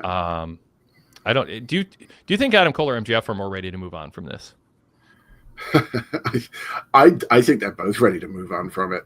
I don't think either of them wanted to go back to it when Adam Cole came back, but you kind of had to. I don't really know how you would bring them back in and not have them go after each other. So, yeah. Mark Pescetti says MJF's stock has sharply declined, and it shouldn't be that way.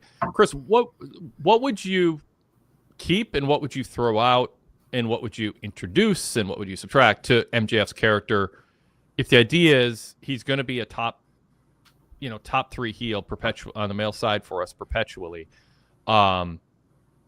Is there, do you look at his body of work and go, you know what, if we take out this 70% and we emphasize this 10% and we introduce something that hasn't been introduced before, that's where he becomes a draw. That's where you can look at when MJF's advertised, they sell more tickets.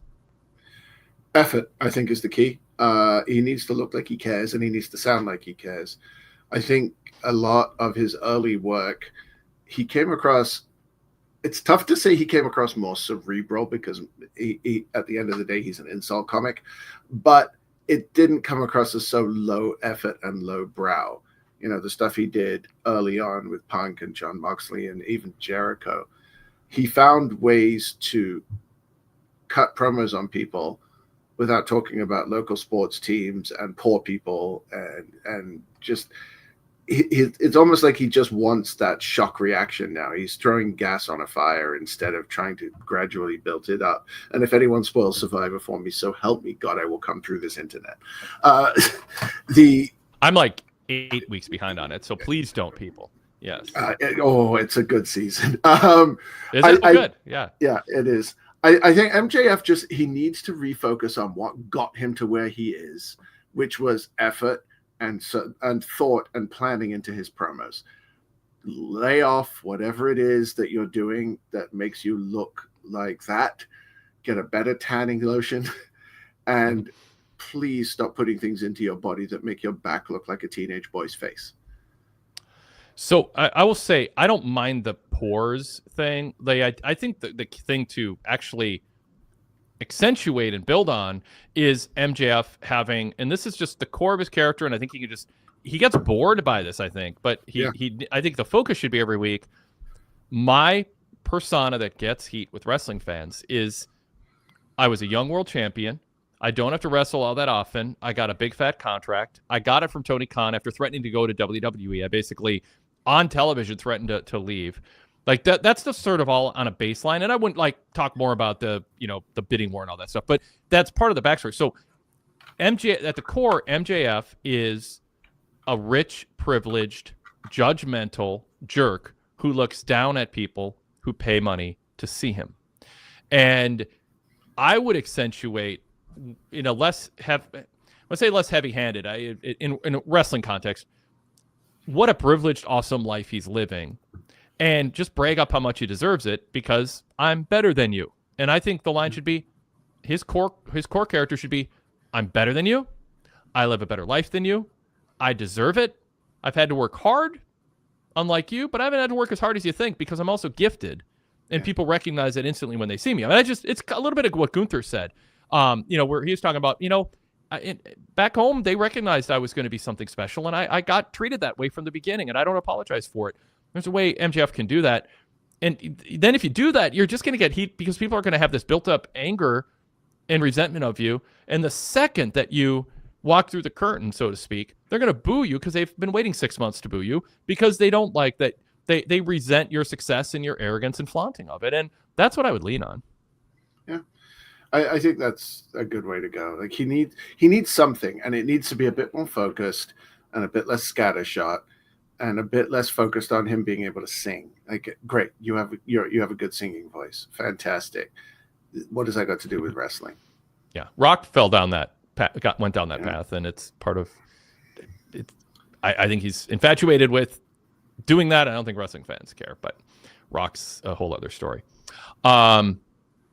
Okay, so who said? JC Scooby says when MJF talks, it's yawn fest, yell, and scream about the same stuff in every feud. The MJF's act should change. There should be a through line of who he is, an arrogant, privileged jerk. Yeah. And who also is very good in the ring, but he doesn't need to talk about how good he's in the ring. He should talk about how successful he is in the ring. And he should also, what I would add to his act is the victim card. Like, I think he should, that's going to get heat with people if he plays the victim, which is, I should be world champion if not for this. I should be in every main event except for this. Like act like he has all this and he's arrogant about it, but he feels like he's a victim because he doesn't have more. And just play that up. And then the context should only change based on who he's feuding with and whether it's for a title or contendership or a grudge. And if you have that through line and it's consistent, you don't have to be desperate. Just play the greatest hits as the baseline. And then the flourish of originality comes from, why are my circumstances different this week than last, and this week than last month, and this week than 3 months ago? That has to do with your opponent and what's happened in the past, in the recent past. And I think you can build on that and turn him into a draw again. Mm-hmm. Okay. Somebody in the chat said they want us to talk about Darby and Ospreay more. Okay. That you won't get an argument from me. Sorry for waiting an hour and a half into the show almost to do that. We covered a little bit at the beginning. I think this all the time. I think Darby's legitimately hurt, and I'm like, well, of course he isn't, because he gets up from almost everything. But that that coffin drop on the edge of the ring apron and then falling down. I mean, I don't want to see that. But I mean, I'm glad he was able to find it, or, quote, fine.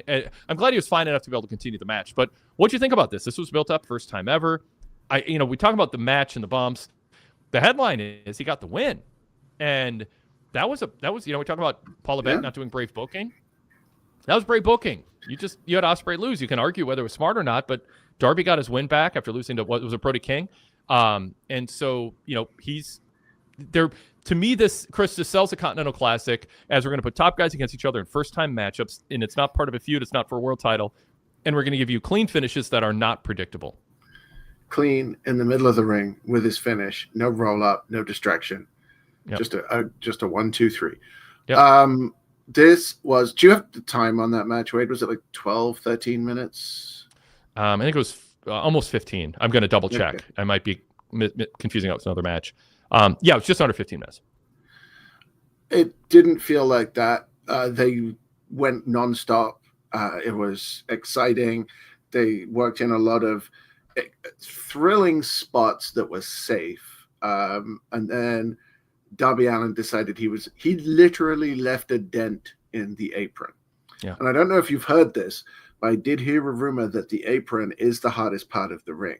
So yes, you could see on the overhead shot that he dented it on his way down. I don't know if that part of the apron was gimmicked, but the sound just made me cringe. Yeah, and I had to chuckle eventually because when Will Ospreay set up the Styles Clash on the apron, and then he turned instead and did it on the floor, and the crowd just let out this massive ooh as if, oh no, that's worse. I'm sitting there thinking, oh, thank God, that's better. There's more room for air in the air when you're launching off a high place. So I think they both have their own unique peril. But I get why you thought that. Well, I mean, I've taken bumps on an apron. I've taken bumps on the floor. You don't have the ropes to worry about. You don't have the steel reinforcement on the edge of the apron to worry about. And there is that padding there, which does make a difference, no matter how thin they tell you it is. But yeah, I have said before that I'm tired of watching Darby getting thrown around for 10 minutes and then winning the match. That's not what this match was. I think this match was a lot more even. Will Ospreay just doesn't have bad matches. But Darby needs the right opponent. And I haven't really seen him have a good match with an opponent of Will Ospreay's style before. And this just delivered for me. This was probably one of the best free TV matches in a while that wasn't an epic in length. I really enjoyed it. This is what I have always considered to be, and this is the compliment, a 4-star match. Yes. Yeah. Yeah. This is the quintessential sincere compliment. It wasn't epic in length. It wasn't epic in stakes. It wasn't epic in card placement. And those things, if we're going to get into star ratings, those things count for me. It's not just the moves in a vacuum. Is the crowd engaged? If not, why not? And then you can deduct if it's something the wrestlers did. Were there spots they shouldn't have been doing that got botched, or were there botched spots? But you know what? Mistakes happen. I'm not going to deduct it because sometimes it looks like a natural thing that happens. Sometimes the throw to home plate isn't on target. But you know what they're going for, and if it happens by accident, it can add realism to a match. This idea that everything has to be smooth and perfect is, I think, a fallacy of reasoning in terms of how you judge a match. But to me, there were stakes. It was well executed. It was dramatic. The crowd was into it. You didn't have the traditional face-heel dynamic. Didn't matter here because of the context of the tournament and the round-robin nature of it. And yeah, if someone says, oh, it's 3.5 stars because of X, Y, Z, I'd be like, that's reasonable. If you say 2.5, I don't think that's reasonable. If you say 4.5, I think you're overrating it on a 5-star scale for kind of the reasons I laid out. I don't think, and you said it wasn't epic. Didn't have the main event high-stakes thing and all that. But I wouldn't say, oh, you're crazy. I just say I think you're overrating it. And I'm just, 4 stars, give or take a quarter, is kind of the in my view of it. And Thaddeus Montgomery said, Wade, give us your star rating. So there it is. Chris, you're nodding along, it sounds like. Yeah, I'm probably 4.25. I find it hard to give a 15-minute match anything more than 4.5, and I don't think this was 4.5. Nothing wrong with the match. It's not like I didn't enjoy it, but it's a 15-minute match in the middle of a show on free TV. I did give Ospreay and MJF 5 stars, but that was a 1-hour match, and and better as well. But honestly, who would look at a 4.25 star match and think, "Oh, that's an insult"? Like, give me a break. No, it's not. Well, Mark Piscetti in the chat thinks I'm overrating it. Wow, 4 stars. I've followed your star rating since the early 90s, Wade. I'm surprised you went that high. 3.5 feels about right, but it's totally subjective. If you told me I have to go 4.25 or 3 3/4, I'd do 3 3/4. I mean, when I say it's a 4-star match, I think it rounds up to 4 stars. But I think it was more than 3.5 because of the novelty of it being a first-time matchup, the crowd involvement. It went just long enough to do that, and it had a decisive, clean, and kind of surprising finish. So, to me, that it rounds up to 4 stars. But I'm not rounding it down. I'm kind of rounding it up from 3.8. If I'm to be super specific, I was more tempted to go 3 3/4 than 4. I guess is my way of putting it. All right. Let's see. Anything more you want to talk about that match? By the way, I don't mean to. No, just the part I mentioned earlier about the recap of. I assume it happened on Collision when Darby approached Will Ospreay and said, "I need your help." With the Death Riders, and Ospreay had a valid and sensible reason for not joining, but also said, essentially, I agree that this is important, and once my head is right, I will join you. And I'm just like, everything about that, A, that it happened was perfect, and B, that they recapped it on Dynamite, and it took them 10 seconds was also perfect. Even Eric Kroll couldn't argue with that. You're muted. Let me read some chat room comments about this match. Darby is Thaddeus Montgomery says, Darby is the ultimate example of a small wrestler whose moveset, selling, and psychology 100% makes sense. Everything he does fits. He's the anti-Adam Cole in that way. Sure. Ramen Noodle says, Ospreay is just obviously and noticeably different from everybody I saw tonight. Crazy aura. Yeah. It's why, I mean, I think they should be in the Will Ospreay business more than the MJF business, Kyle Fletcher business, Kenny Omega business, Okada business. I think it should be in the Will Ospreay business. I don't think it should be an ensemble. I don't think it should be a top 3 or 4. I would spend 18 months gambling that Ospreay is the centerpiece of every show, every top feud, every marketing poster. Stop putting 8 people on a poster, all roughly the same size, and then to figure out what it is that's going to hook and bring new people in. And bring in some marketer who doesn't even know pro wrestling. I mean, I'm usually against that kind of thing, but like have someone just kind of who's good at looking at someone just go, yeah, okay, I'm going to study this for a month and I'm going to give some ideas and let's refine things because it's just not AEW strength to refine, characters because they think the star ratings and the little echo chamber bubble of Twitter X is what counts. Chris, I kind of am on the same page with this. I've completely forgotten my point. Ospreay, yeah. I actually have written in my notes, he has the yeet factor, by which I mean when he comes out and his entrance music is playing, it's one of the only ones in the company that makes people sing along. And it has that audience participation, which has been one of the things that we've pointed to as WWE having that AEW doesn't, not since they lost Judas. Omega has that as well, but it's mostly from his ring introduction and his theme. Maybe they need to change his theme to encourage it. But Ospreay has everything that AEW needs as a top performer in order to put him at the front of the company and say, this is who we are. He's amazing in the ring. He's decent on the mic. He has live event charisma. He has a presence about him. He's likable. He is, and he's a good dude by all accounts. Yeah. So he didn't want Eddie Edwards to knock out that fan who barely touched him. I mean, but I just think I completely agree that I think they want to take a slow journey with him, and I think he will be the face of the company within a year. I hope they don't hold off too long because it might be that by the time they get there, there aren't enough people who care anymore. And when you have as many titles as they do, it's almost impossible to be the centerpiece because only 75% of the top stars aren't chasing your title; they're chasing some other titles, wrapped up in a grudge feud, and that hurts. I was really hoping when he had the international title that he was going to go on a unification spree. Yep. Yeah, we don't need more wrestlers carrying multiple belts, we need to merge belts. Even Mercedes, like I want to add belts. It's like, no, just the AEW belt you have, make that the most important belt and the only one you care about, because none of the others matter. But that's a whole other battle. Zach Barber says the sequence with a block code red into a hidden blade into a block stormbreaker into a code red was incredible. I can just replay that in my head right now.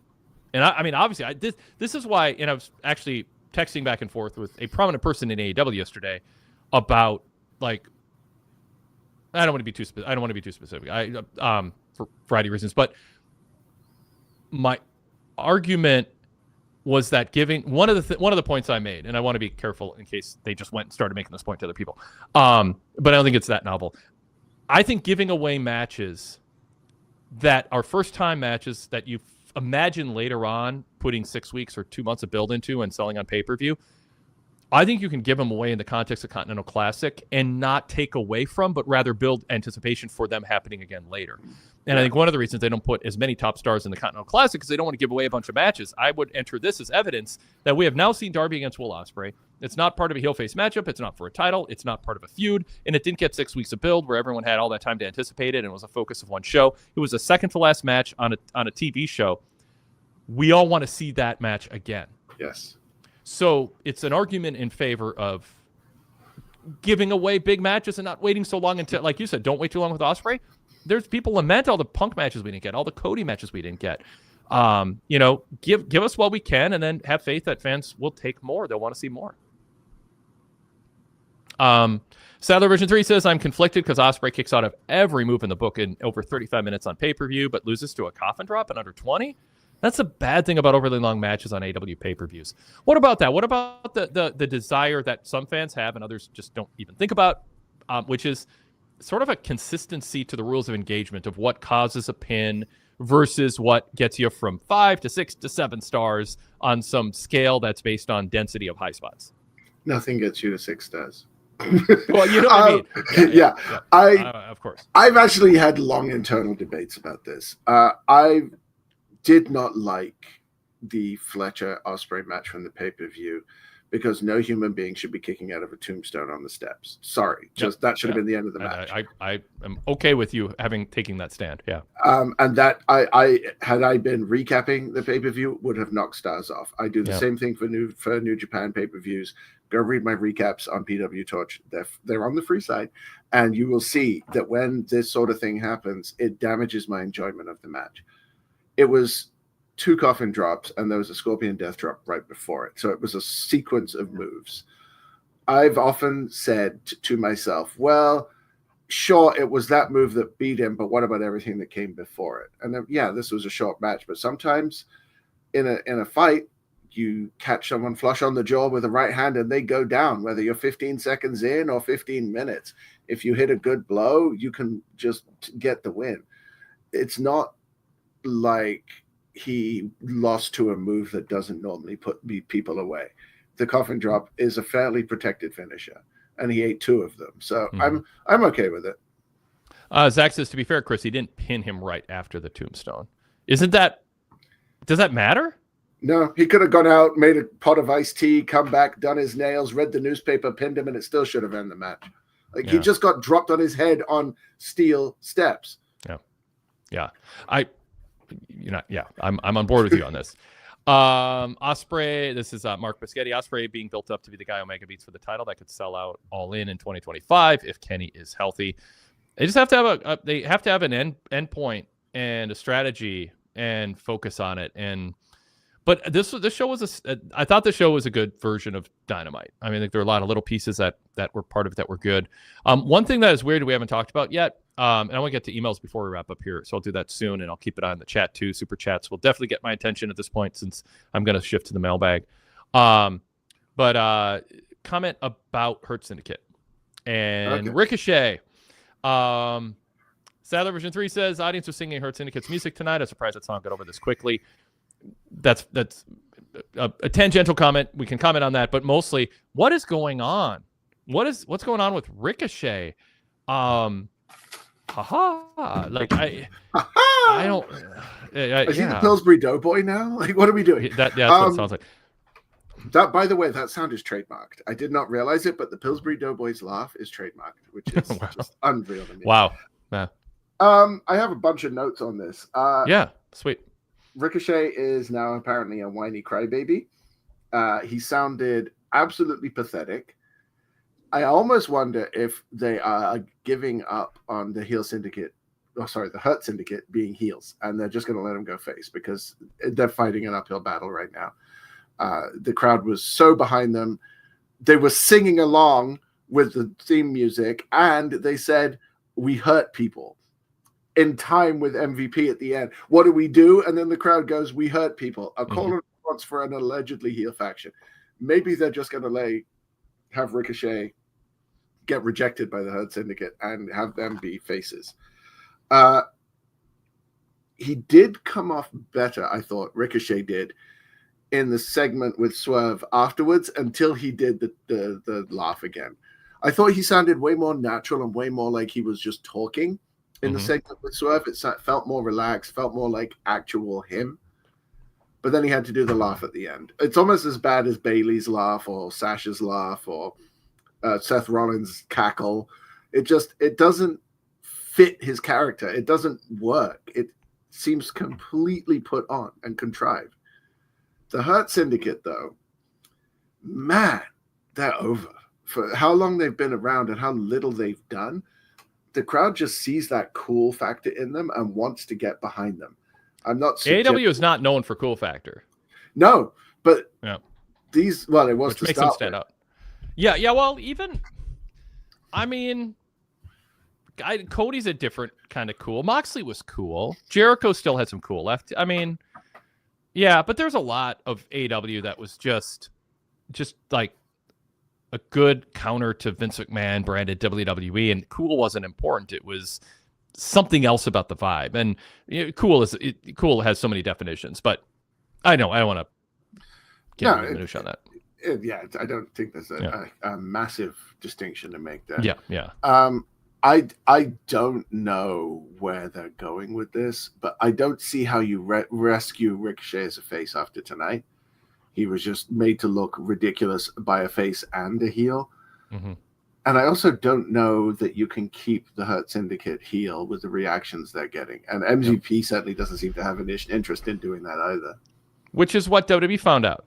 And why didn't AEW anticipate that and prepare for it if their goal was for them to be heels? You got to pay attention. If you get an act, you got to do your due diligence. You got to know behind the scenes. And I have a pretty good record on this over 5.5 years when AEW brings people in. You kind of know from me if they're going to be good employees, so to speak, or not. And if there's good reasons, some people don't get pushed for the wrong reasons. Some don't get pushed for other reasons. And I hear about it a lot. And sometimes I think it's more obvious than people who have their fantasy of what somebody should be and aren't. And they stick with it too long. But if you're AEW, you should have known and done your research on the Hurt Syndicate. WWE tried to get him over his heels, and they're really cool. What are we going to do to fight that? And one thing, and it shouldn't be MVP bringing up great sports heroes in Chicago when he's in Chicago. I mean, it's just what? Unless the goal was to become baby faces. But again, that has issues because you're playing to a local audience and the national audience doesn't care. So, yeah. We'll go to Derek Mitchell says, Hurt Syndicate stands out because all of them are pros and dress like stars, which is uncommon in AEW, where everyone else dresses like they're going to the farmer's market or Whole Foods. So, some of them probably are going to Whole Foods. Yeah. Yep. Not that there's anything wrong with that, but if you're going to be on television, I wish and you I want to could be a star. Yeah. Lady B says, not sure if Chris knows this reference, but Ricochet's giving me the 80s and 90s Will Smith vibes and why Pac didn't like him. It's funny because I was thinking Carlton vibes, actually. he seems to be coming off way more as a Carlton than a Will Smith now. But I know what you mean in that Will Smith's raps were always seen as very milquetoast by actual rappers. But you can't question his success. And he managed to make a lot of money by doing what most people would not consider to be real rap. But much like John Cena and Steve Austin, when everybody was leveling the accusations of you can't wrestle at them, Will Smith can rap. He just doesn't have to. So why should he? Saddler version 3 says, I think it's clear Ricochet is going heel. The laugh was purposeful, in my opinion. Yeah, I mean, it's the best path for Ricochet to get over at a higher level, doing a laugh that makes you think he's trying to be cool but failing, or trying too hard to have a signature thing that he does, and it just kind of comes across as desperate or pathetic or something. I mean, like, I just don't know. I don't know that it won't work depending on where they're going with it, but it's going to be a bumpy journey to get to where it works, and there's a chance it backfires. The idea of Ricochet trying to join Hurt Business and being rejected is weird. As Derek Mitchell says, Ricochet's become a simp in front of our eyes. I mean, to me, that's not moving someone out of a mid-card spot into a main event spot. That's kind of emasculating them and defining them down in a way. And if Hurt Business are baby faces and Ricochet is a heel that got rejected by Hurt Business, is this really going to get Ricochet over? I hope they have a plan. Ricochet can get himself over. Adopting mannerisms to make the crowd annoyed with you so you can be an effective heel is a tactic that you can use. Mm-hmm. Adopting a tactic that doesn't fit your character, came out of nowhere, and seems forced and makes you sound like the Pillsbury Doughboy, probably not the best way to use that trope. Yeah. All right, let's go to the mailbag. Greg in Waterloo is up on my screen now. Greg in Waterloo says, Darby definitely should be the guy to defeat Moxley. I think the match could happen at Revolution with the story of Darby dethroning Moxley 1 year after his friend and mentor Sting retired. Also, I get that Darby is an adrenaline junkie, but man, he really probably should slow down on some of these insane spots he does. He has more than proven he can wrestle and have good to great matches without doing all this balls to the wall insane stuff pretty much every match out. Yeah, I mean, I think almost everybody in the world would agree with that sentiment. But the big but is Darby, it's his adrenaline. The Ricochet segment tonight reminded me a bit of when Brock Lesnar randomly told Ali to get a life while he was cutting a promo. Whatever they might be going for, and I don't understand it, it's not getting Ricochet over. That said, there are some interesting paths for the Hurt Syndicate going forward out of this. So, yeah, I mean, Greg's in the spot we are roughly. I thought Mercedes Moné and Anna Jay had a good match with a crowd that sounded pretty hot. I think Mercedes has been much better off the past few weeks with 2 great matches against Statlander at the last pay-per-view and versus Hazuki on the New Japan Strong Show this past weekend. Her bread and butter is wrestling, and it absolutely should remain that way. Yeah, I think this has been a good stretch of weeks for Mercedes. I'm encouraged. And what'd you think of... Well, I'll say just small detail, but AEW had total control over the footage that they used of Mercedes in Japan, and they showed her celebrating with a championship where the background was 4 out of 5 seats empty. And there's no shot of Mercedes celebrating a win that's important enough to make it seem like she was at a minor league show that had very small attendance, or people had left the building before her match was over. And so it's just that little detail work I think matters. It's a straighten your tie type thing, but to me, that's what I remember from that video more than anything is how empty the arena was, and they want to make us think this was a big deal. I think it made Mercedes seem like a person who worked for a small time company overseas to make ends meet or something. It wasn't as empty as that made it seem. No, it wasn't. It was to start with, but the dance-off actually was after the show went off the air, and a lot of people had already left because the show was over. Yep. But you can't get that context from watching that video. And that's why that shot wasn't needed. No, they could have just shown her celebrating while the crowd was still there, holding up the belt, but they had to get Mina in. Yep. So, and they had to show the dance-off because, beautiful women shaking their bodies. And I mean, I'm not one to complain about that, but this is a wrestling show, not a burlesque show. Yeah. It was like this haha moment that isn't going to help Mercedes get over and undercut this idea that she's an international star defending against. And that's the thing that jarred me is the crowd did not jump out as at all empty until that shot. And that shot was, I don't know if gratuitous is a word, but just superfluous. That's what I'm looking for. She's a heel. Yep. Why is a heel being shown doing a dance-off with a face? Yep. That was just totally unnecessary. But I do agree, Mercedes has just gone from strength to strength. Her match against Statlander was excellent. The Hazuki match was even better. There were multiple times during that where I thought Hazuki had the win. and most people in North America have never seen Hazuki wrestle. She's not by any means a top tier wrestler in Japan, but if you see what she was able to do, it just goes to show how far ahead of North American women's wrestling the Japanese women's scene is right now. That match was unreal good. And then tonight they went 7-8 minutes tops, and Mercedes looked very good, but she also made Anna Jay look like a threat. Anna Jay, that's the best I've seen her. Yep. It's a shame that she can't win a title right now. There isn't really one for her to win, but yeah, she really looked like she belonged in there with Mercedes, and I think that bodes really well for her. Yep. I thought the Toni Storm segment should have been promoted at the top of the show during the opening rundown. She just returned last week, and I think it's important to try to emphasize her return as much as possible. That would have extended the 10 seconds more, the 5-minute intro package. It would have upset a lot of people who just want bell-to-bell action and don't understand marketing and promoting. MJF was mentioned during the opening rundown. Toni definitely should have been as well. To me, this fits in as part of the parcel of issues AEW has had when it comes to presenting the women's division. I don't disagree with the idea that the Toni Storm segment. It's why like more than I dislike the Kenny Omega video by far, because it just said he's worth running a music video for that celebrates what a big star he is. Toni Storm coming back is a big deal. She's been a big character for AEW. She's a top-tier woman wrestler. You can think the storyline isn't main event. It might end up being, as you pointed out, Chris. If you don't talk about her, you're sending a signal to the audience and that they pick up unconsciously or subconsciously. This is not a big deal. It's worth a segment, but her return was just one of many things that happened, and we'll get around to it. And the timing of her return is actually bad in that sense, because they're doing so much with what happened to FTR, which had some awful flaws in it too, which I want to get to soon. And so I'm glad Greg brought that up, and I hadn't thought of that. But it's true. I thought less of Toni Storm's return because it was not hyped and was just they threw to it.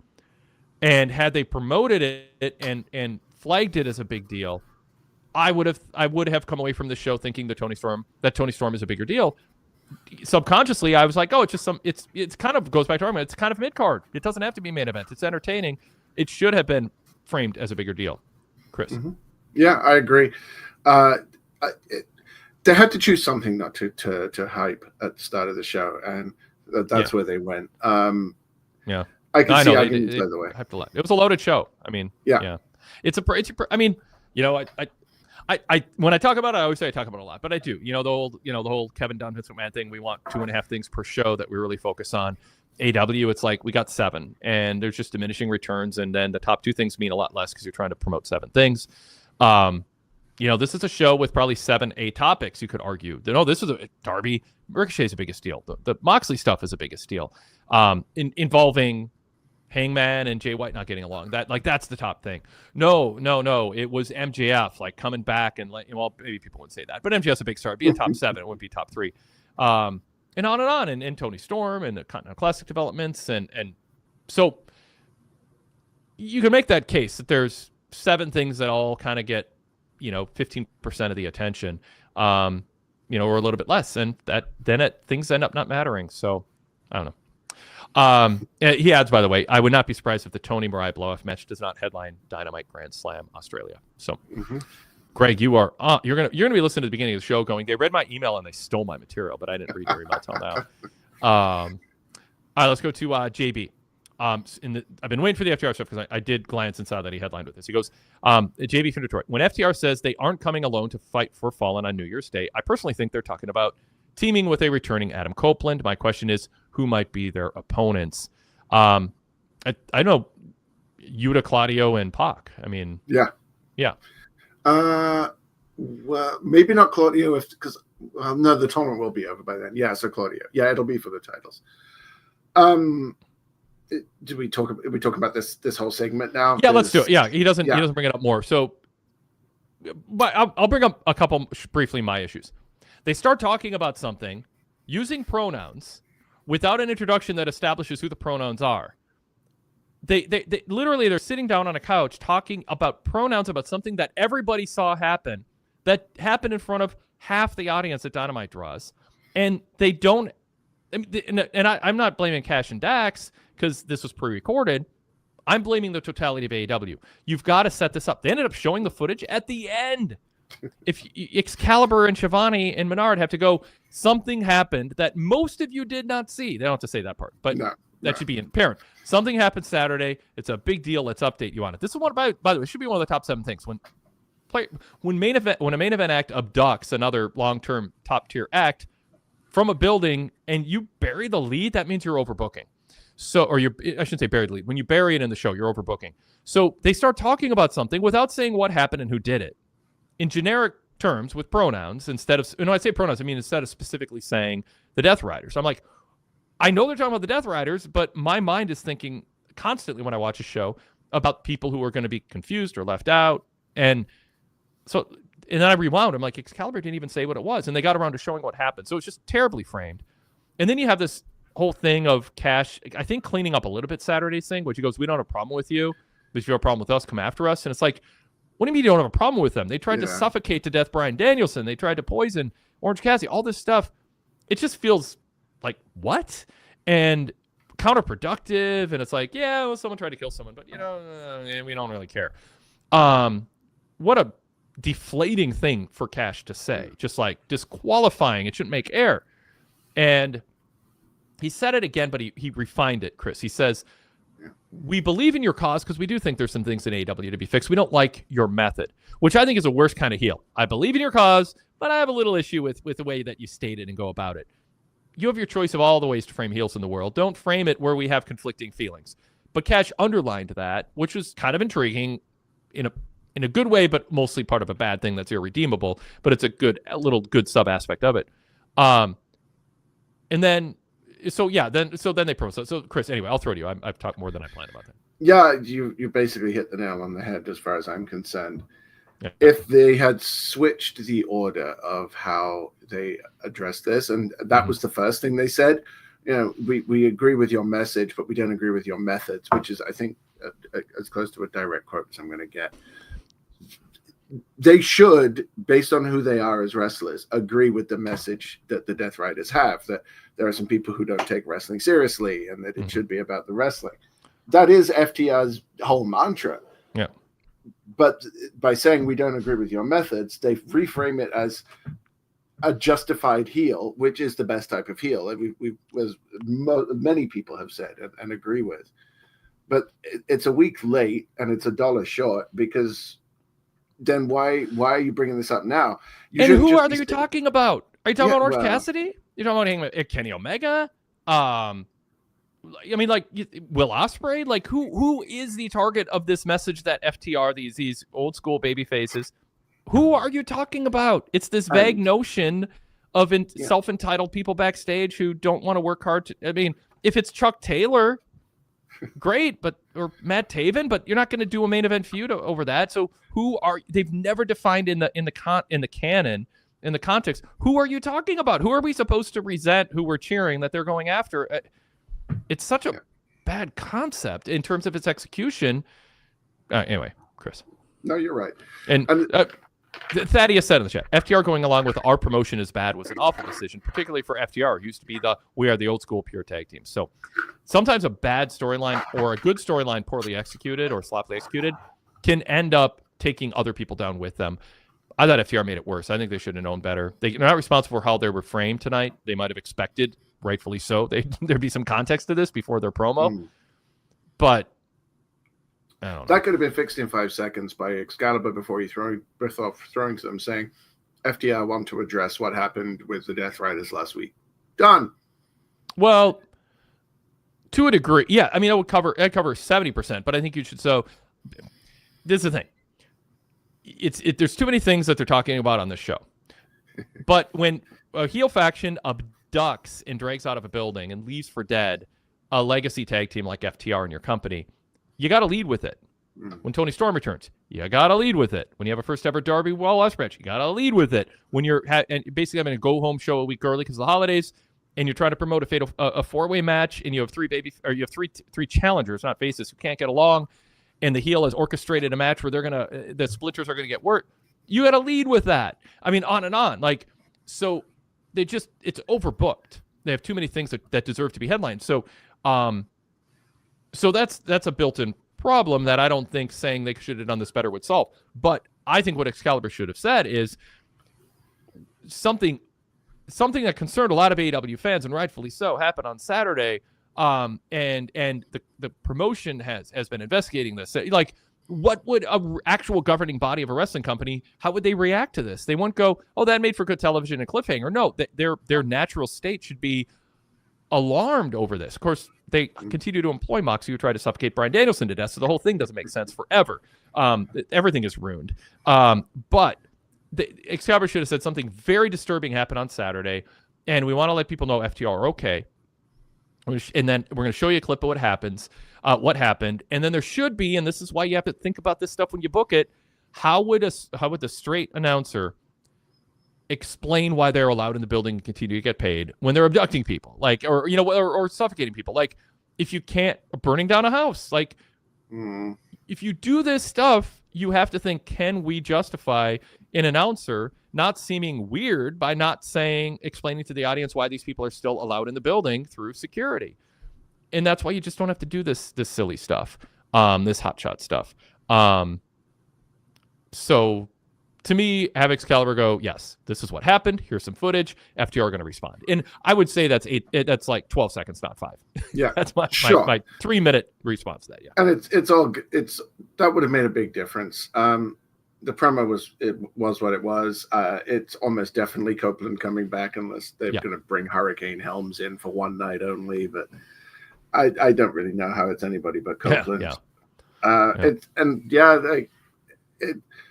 I do like that it's bringing all the disparate storylines together into this massive "we're all against the Death Riders" thing. Other than that, I don't think there's enough meat on this bone to chew on it anymore. But it's decent. Zach, I hated that too, and now I'm leaving out for the podcast audience what I'm talking about to prove a point. Now I'm going to do what I tell AEW they should do, which is catch people up who can't see what we're doing. Zach Barber says, Wade, Triple H hit Umaga in the face with a sledgehammer, and he's running the company. I hate that too. I think it's awful. I was critical of it then. I don't just defend. You know better than that, Zach. That's stupid. It shouldn't be done. It was in this case, it was a long time ago.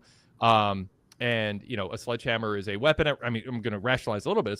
It's a weapon at ringside that is banned, but has established that it's used. It's not condoned or sanctioned unless it's a no rules match, and then it is sanctioned. But yeah, it was stupid. He jabbed him with it. I don't think he swung and hit him like smashing a watermelon. But yeah, it's stupid. I don't think the sledgehammer or screwdrivers should be involved in wrestling. You should have your own unstated limits, because otherwise it looks really fake.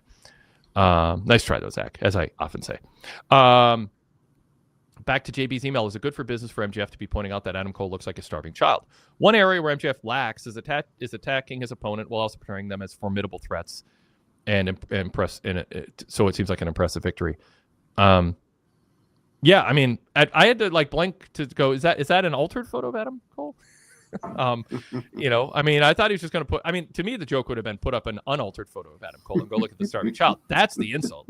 Because Adam Cole does seem like a narrow-shouldered guy who doesn't have a lot of musculature and definition, who doesn't love going to the gym. That's what, you can pick on that. It doesn't mean he can't be a draw and you can't love his work, but he doesn't come across as a gym rat who's naturally a physical, imposing threat. His skills are other things. That's what makes him a threat. It's his, and AEW should be emphasizing that, kind of like with Darby, but different, But anyway, I don't want to rehabilitate Cole here. Number 3, is it a good idea to be advertising Kenny Omega's return match in Tokyo? I think that might take away from the inevitable pop he would get you to make a surprise return in AEW proper. I still don't think it's a big deal. I don't think people care. Kenny's got also claim in Japan. It seems honorable that he would go there for his return match when he returns to AEW. It's no big deal, people. I just don't think it is. I know there's people who feel that way, and I respect them, but I disagree. He's losing too, so I don't know how much promotion they want to put on it. Good point. Lady B says, will Gabe beat Kenny? Yes. Yeah. Yeah. So Thaddeus Montgomery says Wade's old school. Is less is more tendencies have been consistent as long as I've listened to him. You're going to have a hard time catching him in a gotcha. This is a compliment to Wade. Yeah, and I hate. The only thing I don't like is the old school framing of it. It's only old school because there aren't enough smart promoters keeping it current school. There's nothing about it that's old school. It's the way it should be done, and it's not being done. I don't think it's like if journalism goes awry and no one uses punctuation anymore, and then 15 years later people go, well, there's that old school guy who thinks we should have periods and commas and paragraph breaks, and that's old school. No, it's the indisputably better way to write for the sake of the readers. So it's timeless. All right. Kind of. Okay. Number 4. I'm really looking forward to Hook versus Nick Wayne, which could be a preview of the future of AEW. No. My question is, who has the brightest AEW future? I tend to lean Nick Wayne, as he seems to have the smarmy heel roll locked down, and he seems to be naturally better in the ring. They're not the future of AEW, but I think Nick Wayne has more of a future for the reasons he says. He's better natural. He's more natural in the ring. Hook has some very key things going for him that Nick Wayne doesn't, and I think he can be around for a while, but I don't think Hook's going to rise like Dominic Mysterio has, where all of a sudden you're just like, oh, he surprised us, and I could see him as a main eventer. Chris, what do you think? I'm starting to wonder if JB is my burner account, because I have this exact note written down. I asked, are we at the point where we think Nick has surpassed Hook? Nick is younger. Well, in everything except charisma, I think. But he's a 1-2-3 kid in Global Force in Lightning Kid in Global Wrestling Federation, early 90s ESPN. He's that just he takes wild bumps, but you just you just want to see his face get smashed in. I mean, he's just so. Lightning Kid started out as a face, right? I watched. Oh sure, so did Nick Wayne. Yeah, I don't know. I think people who think X-Pac and Six has go away heat, go watch Global Wrestling Federation on ESPN. He was such a good and very Nick Wayne like. There's a lot of similarities there. I think Hook still has a lot that you can't teach that Nick Wayne doesn't quite have. I do think I agree with that. Nick has a higher ceiling. He also has the pedigree in the business, but I mean, so does Hook, really. I do see a world where they could be in the future 2 of the top stars in the company feuding still. I do think that's a possibility.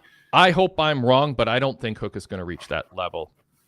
I think he's had more time to get better quickly, and I think he's going to be. I want him on my roster. I don't have a problem with it. I just don't see him progressing to main event. And Nick, I don't know that I do either. I mean, but there's no shame in that. But I think Nick will end up higher than Hook. I just think there's more. Hook has a distinct athleticism and more natural charisma and aura.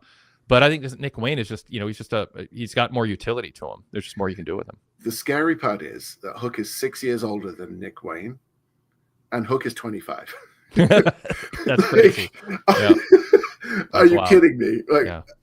I think Hook has plenty of time still. Yeah, he's been around a lot longer, but he's in a good place to learn what he needs to learn.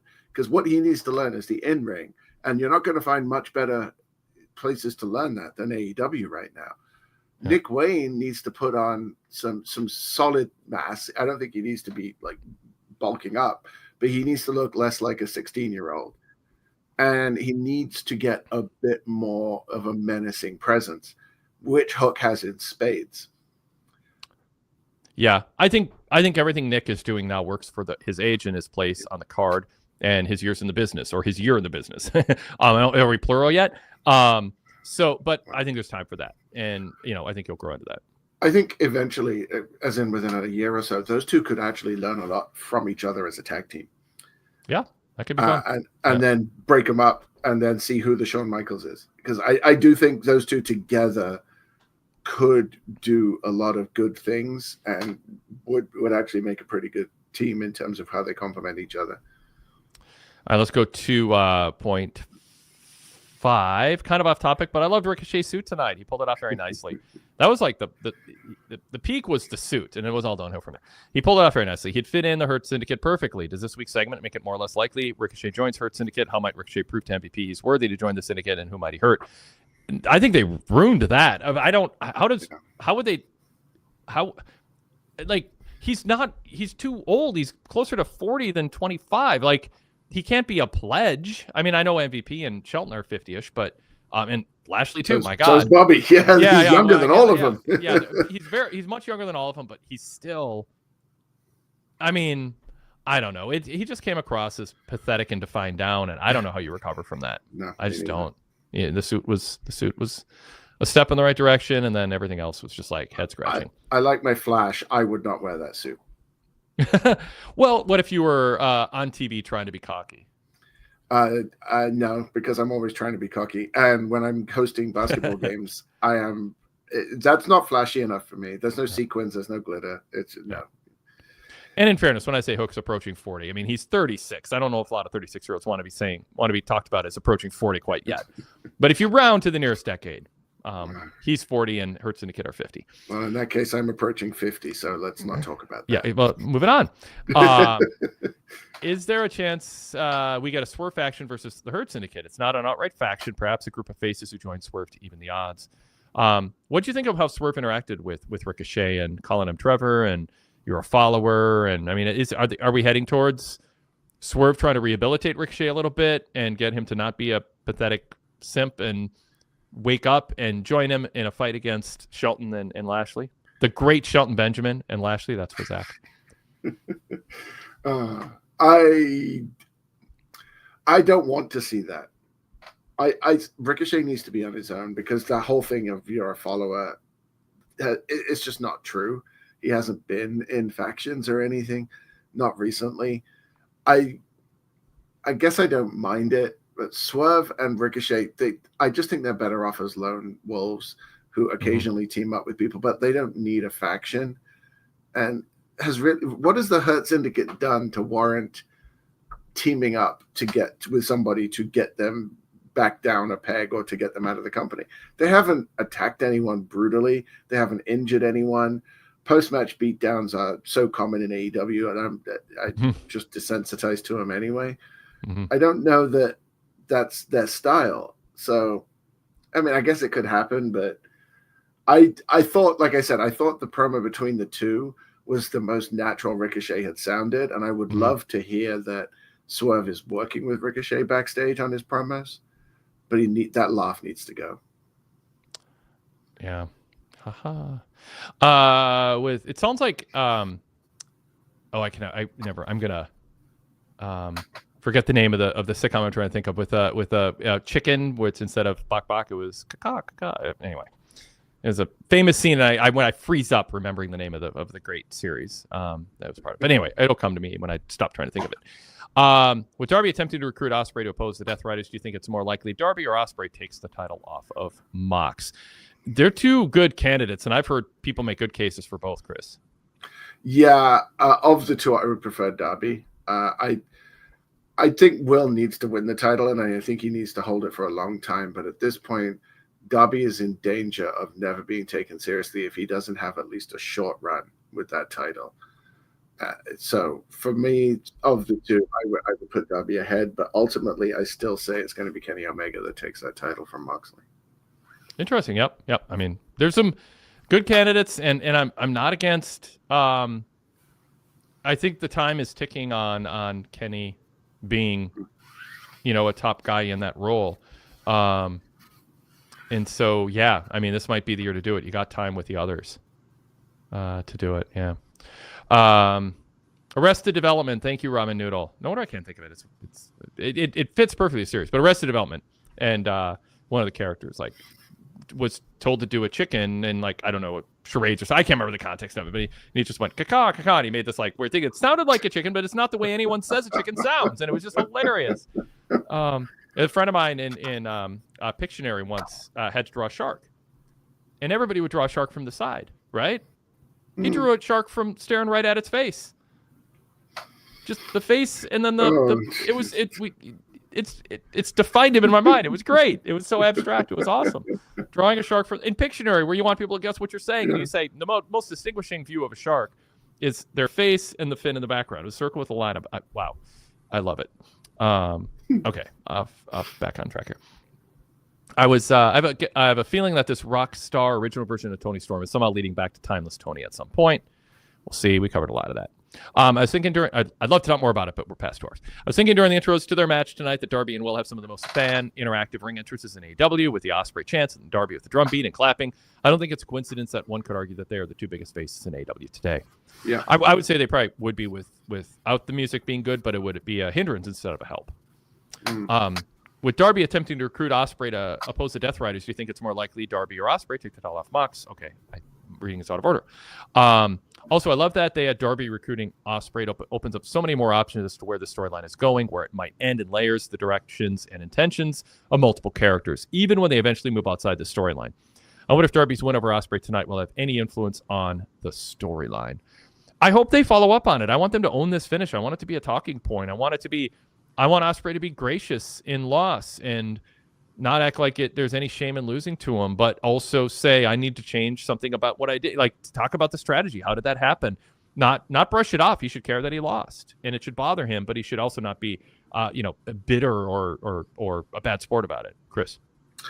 Yeah. I think there's a lot to that, honestly. You pretty much just nailed everything I was going to say about that.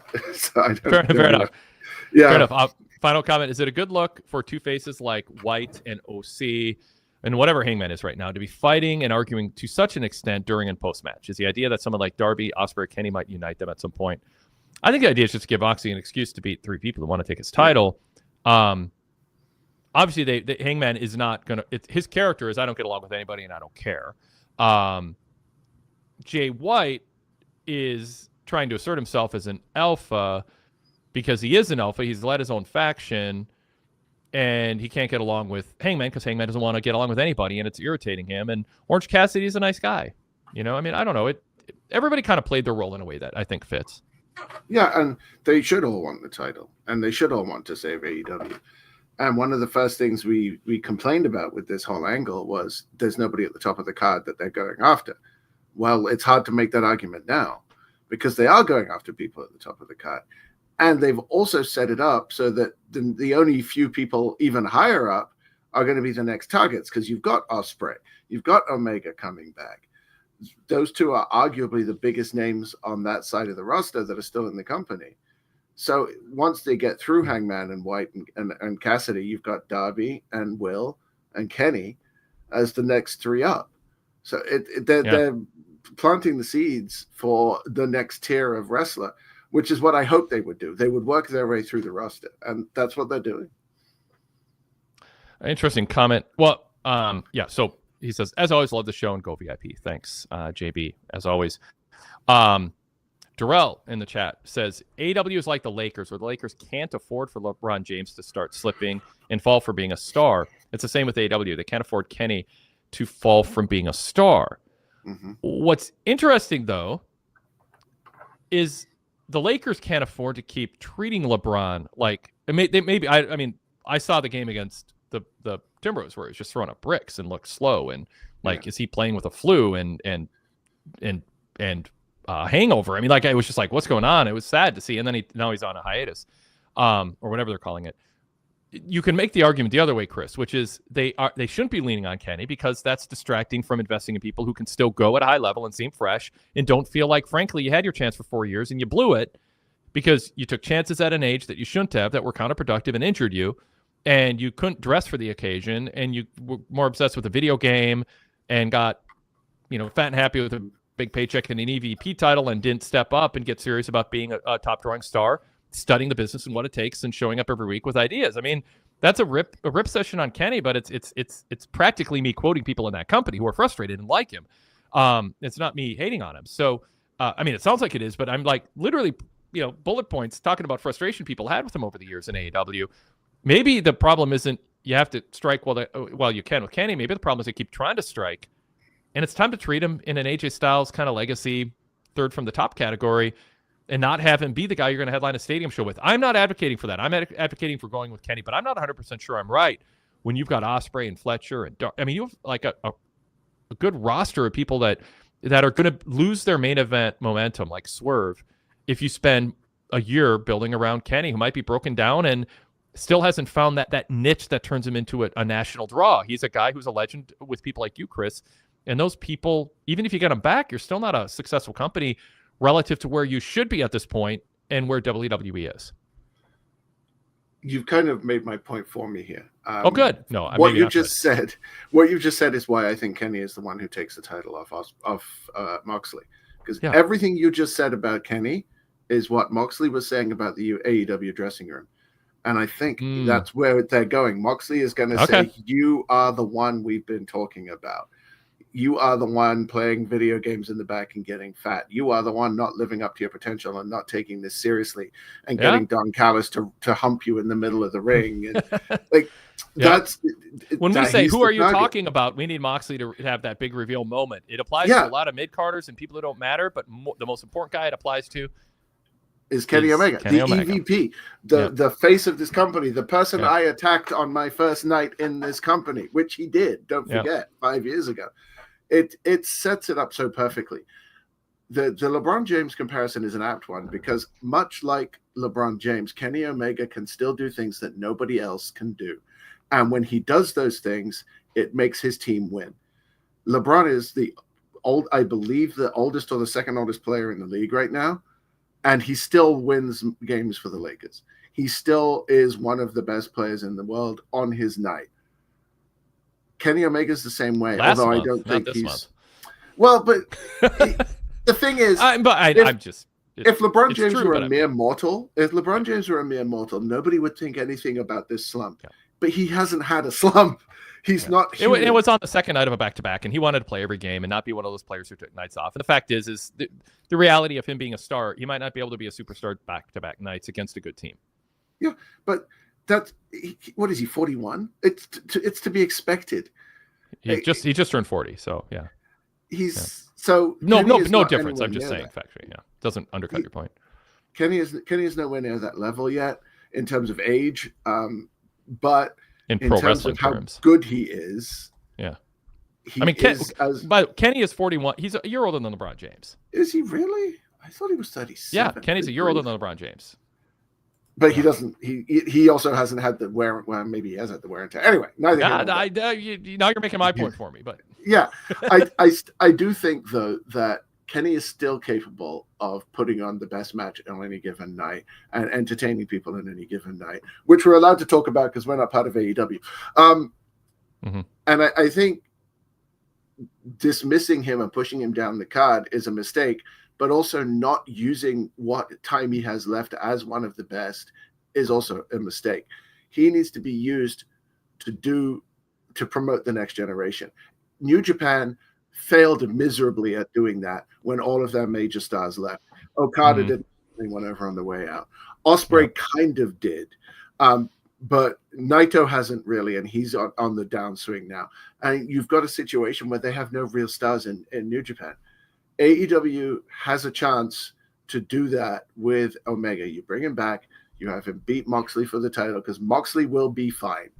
And then you have someone like Ospreay or Darby win the title from Kenny in a face versus face, no shades of gray matchup, just two people who respect each other going out and fighting for something that they both want more than anything. And then at the end of the match, they shake hands and Kenny rides off into the sunset. That's how I do it. I like it. Yeah. And that's why I say, even though I'm saying maybe the problem with AEW is they keep trying to get more out of Kenny and maybe it's just not there to be a successful centerpiece national star even for 1 year. I would advocate trying, but they got to try harder. Yeah. Like you need that focus. You need Kenny to be focused. You need Kenny to not think it's an asset to look like he doesn't care or cares on occasion. Like he needs to show up every week. And if, like I could be in the Will Ospreay business, but you know what, if you want to put that off till like next fall, then be in the Kenny Omega business for the first 9 months of this year, but really be in the Kenny Omega business. And he's got to be in it too. He's got to step up. And you can not be just in belt both. to belt. because the whole thing that pushed Will Ospreay to the next level was when he moved out from behind Okada in Chaos, the faction in New Japan, and started his own faction because he was tired of being in Okada's shadow. And you can have him say to Omega, I respect you. We've had battles. We've had classics. I'm in your shadow now, and I'm not having that ever happen again. I need to beat you so I'm not in your shadow. Yeah, yep. So you've mapped out the year for AEW. Moxley's payoff to this whole thing. Kenny, if he can hold up and he's healthy, we've got a big match for him. And then it's a pass the torch moment for Ospreay. And if they can pull that off, I think in its a sort of purest, most disciplined, most focused execution, could make 2025 a really good year for AEW. They gotta deliver it. Get out of your little echo chamber bubble that says all that matters is the pay-per-view is going to be good and people are going to rave about how good the 4-hour show was, and decide how you're going to make Kenny a star, and get out of the zone of playing to people like you, Chris, only. Where it's just like, yay, here's the accolades and the Jordan-esque introduction. Like, earn. How do I phrase it?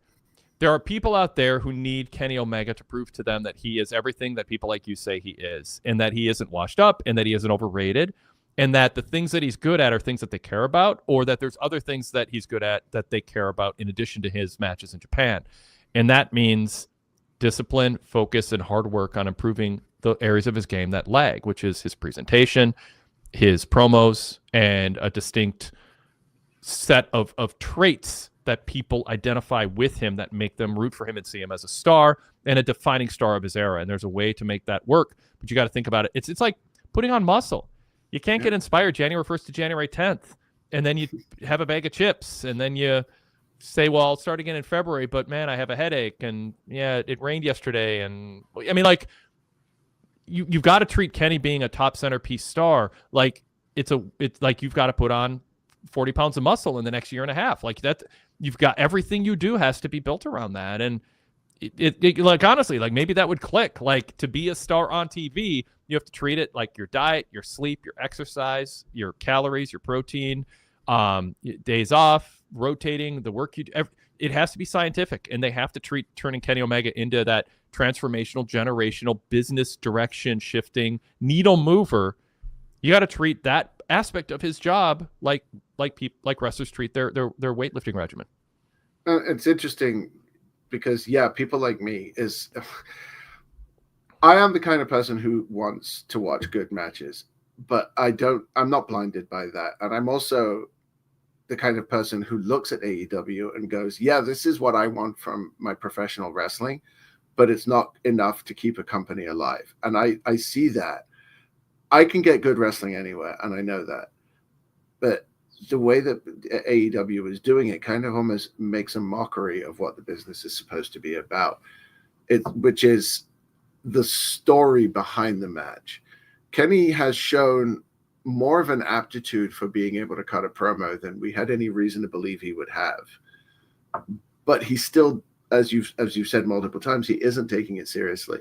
And I think he could do with taking a page out of Will Ospreay's book, because Ospreay sometimes takes it too seriously. So you've got these two people who arguably have been the best in the world between them for the past 8 or 9 years. You throw Okada in there, and I think you've got the whole gamut covered. But they could still learn from each other. And I really hope that Omega takes that page out of Ospreay's book. Because no matter what you might think of Will, you cannot fault his dedication to his craft and how much effort he puts into everything, perhaps too much at times. If Omega could take half of that, take it away from Will even, and then you have both of them doing it at half the level that Will's doing it now, I think you've got a great top of the card. You're muted. All right. Thank you, Chris. Fun conversation, as always. Longer than we plan and anticipate, but it flew by. Is there anything I didn't bring up that you want to talk about? Shelton Benjamin against Mordos. What that was whatever. The only thing I have on my notes that we didn't touch on was the Mariah May promo. Okay. Yep. I liked the words. I hated the delivery. Okay. She reminded me of Will Shatner, and that's never a good thing. There's a comparison I didn't see coming. She was. Elaborate. Explain that. Every couple of words, so that they would have time to sink in. That's my critique of MVP. But with MVP, it's more rhythmic and melodic. Yeah, with that's Mariah, true. Yeah. it's just sounded stilted. Mm-hmm. And I get what she was going for, but it didn't work, which is a shame because the actual promo itself, if you take out the delivery, was a pretty good promo. And it wasn't yelly. It wasn't over the top. There were no threats of murder. It was just, I wonder what it's like to be a failure, and it doesn't run in your family, and like talking about Thunder Rosa's father. And I'm just like, okay, okay, but not threatening to sleep with him, which is something you wouldn't have put past them. But the stilted nature of that delivery just really turned me off the whole promo, to the point where towards the end, that's all I could hear was the staccato. That's the word I'm looking for. Yeah. All right, cool. Thanks, Chris. Glad you made that last point. Thanks, everybody, for joining us. Like this show, comment below, subscribe to the channel, and more than anything, go VIP. Different ways to do it. You can get a 7-day free trial through Spotify. Search PWTorch VIP in Spotify. It'll pop up the Patreon option. They work with Patreon, and you can try our VIP shows, including my conversation with Rich Fan that we'll be putting up tonight about the latest scandal with WWE. Or the latest scandal with at least somebody who works for WWE. The scandal was outside of it.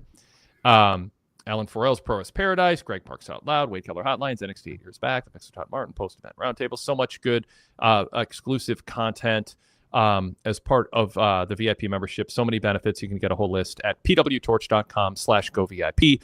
We have our main VIP top-tier membership, which includes access to our full library and 20 years of podcasts, hundreds of retro radio shows from the 90s, and our back issue selection, Torch Talk interviews, so much good stuff.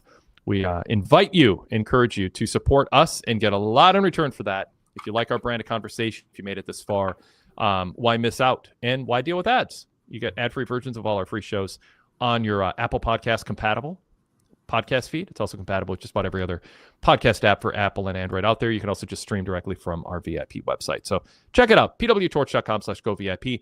Thank you again, everybody, for listening, and we will talk to you all next time.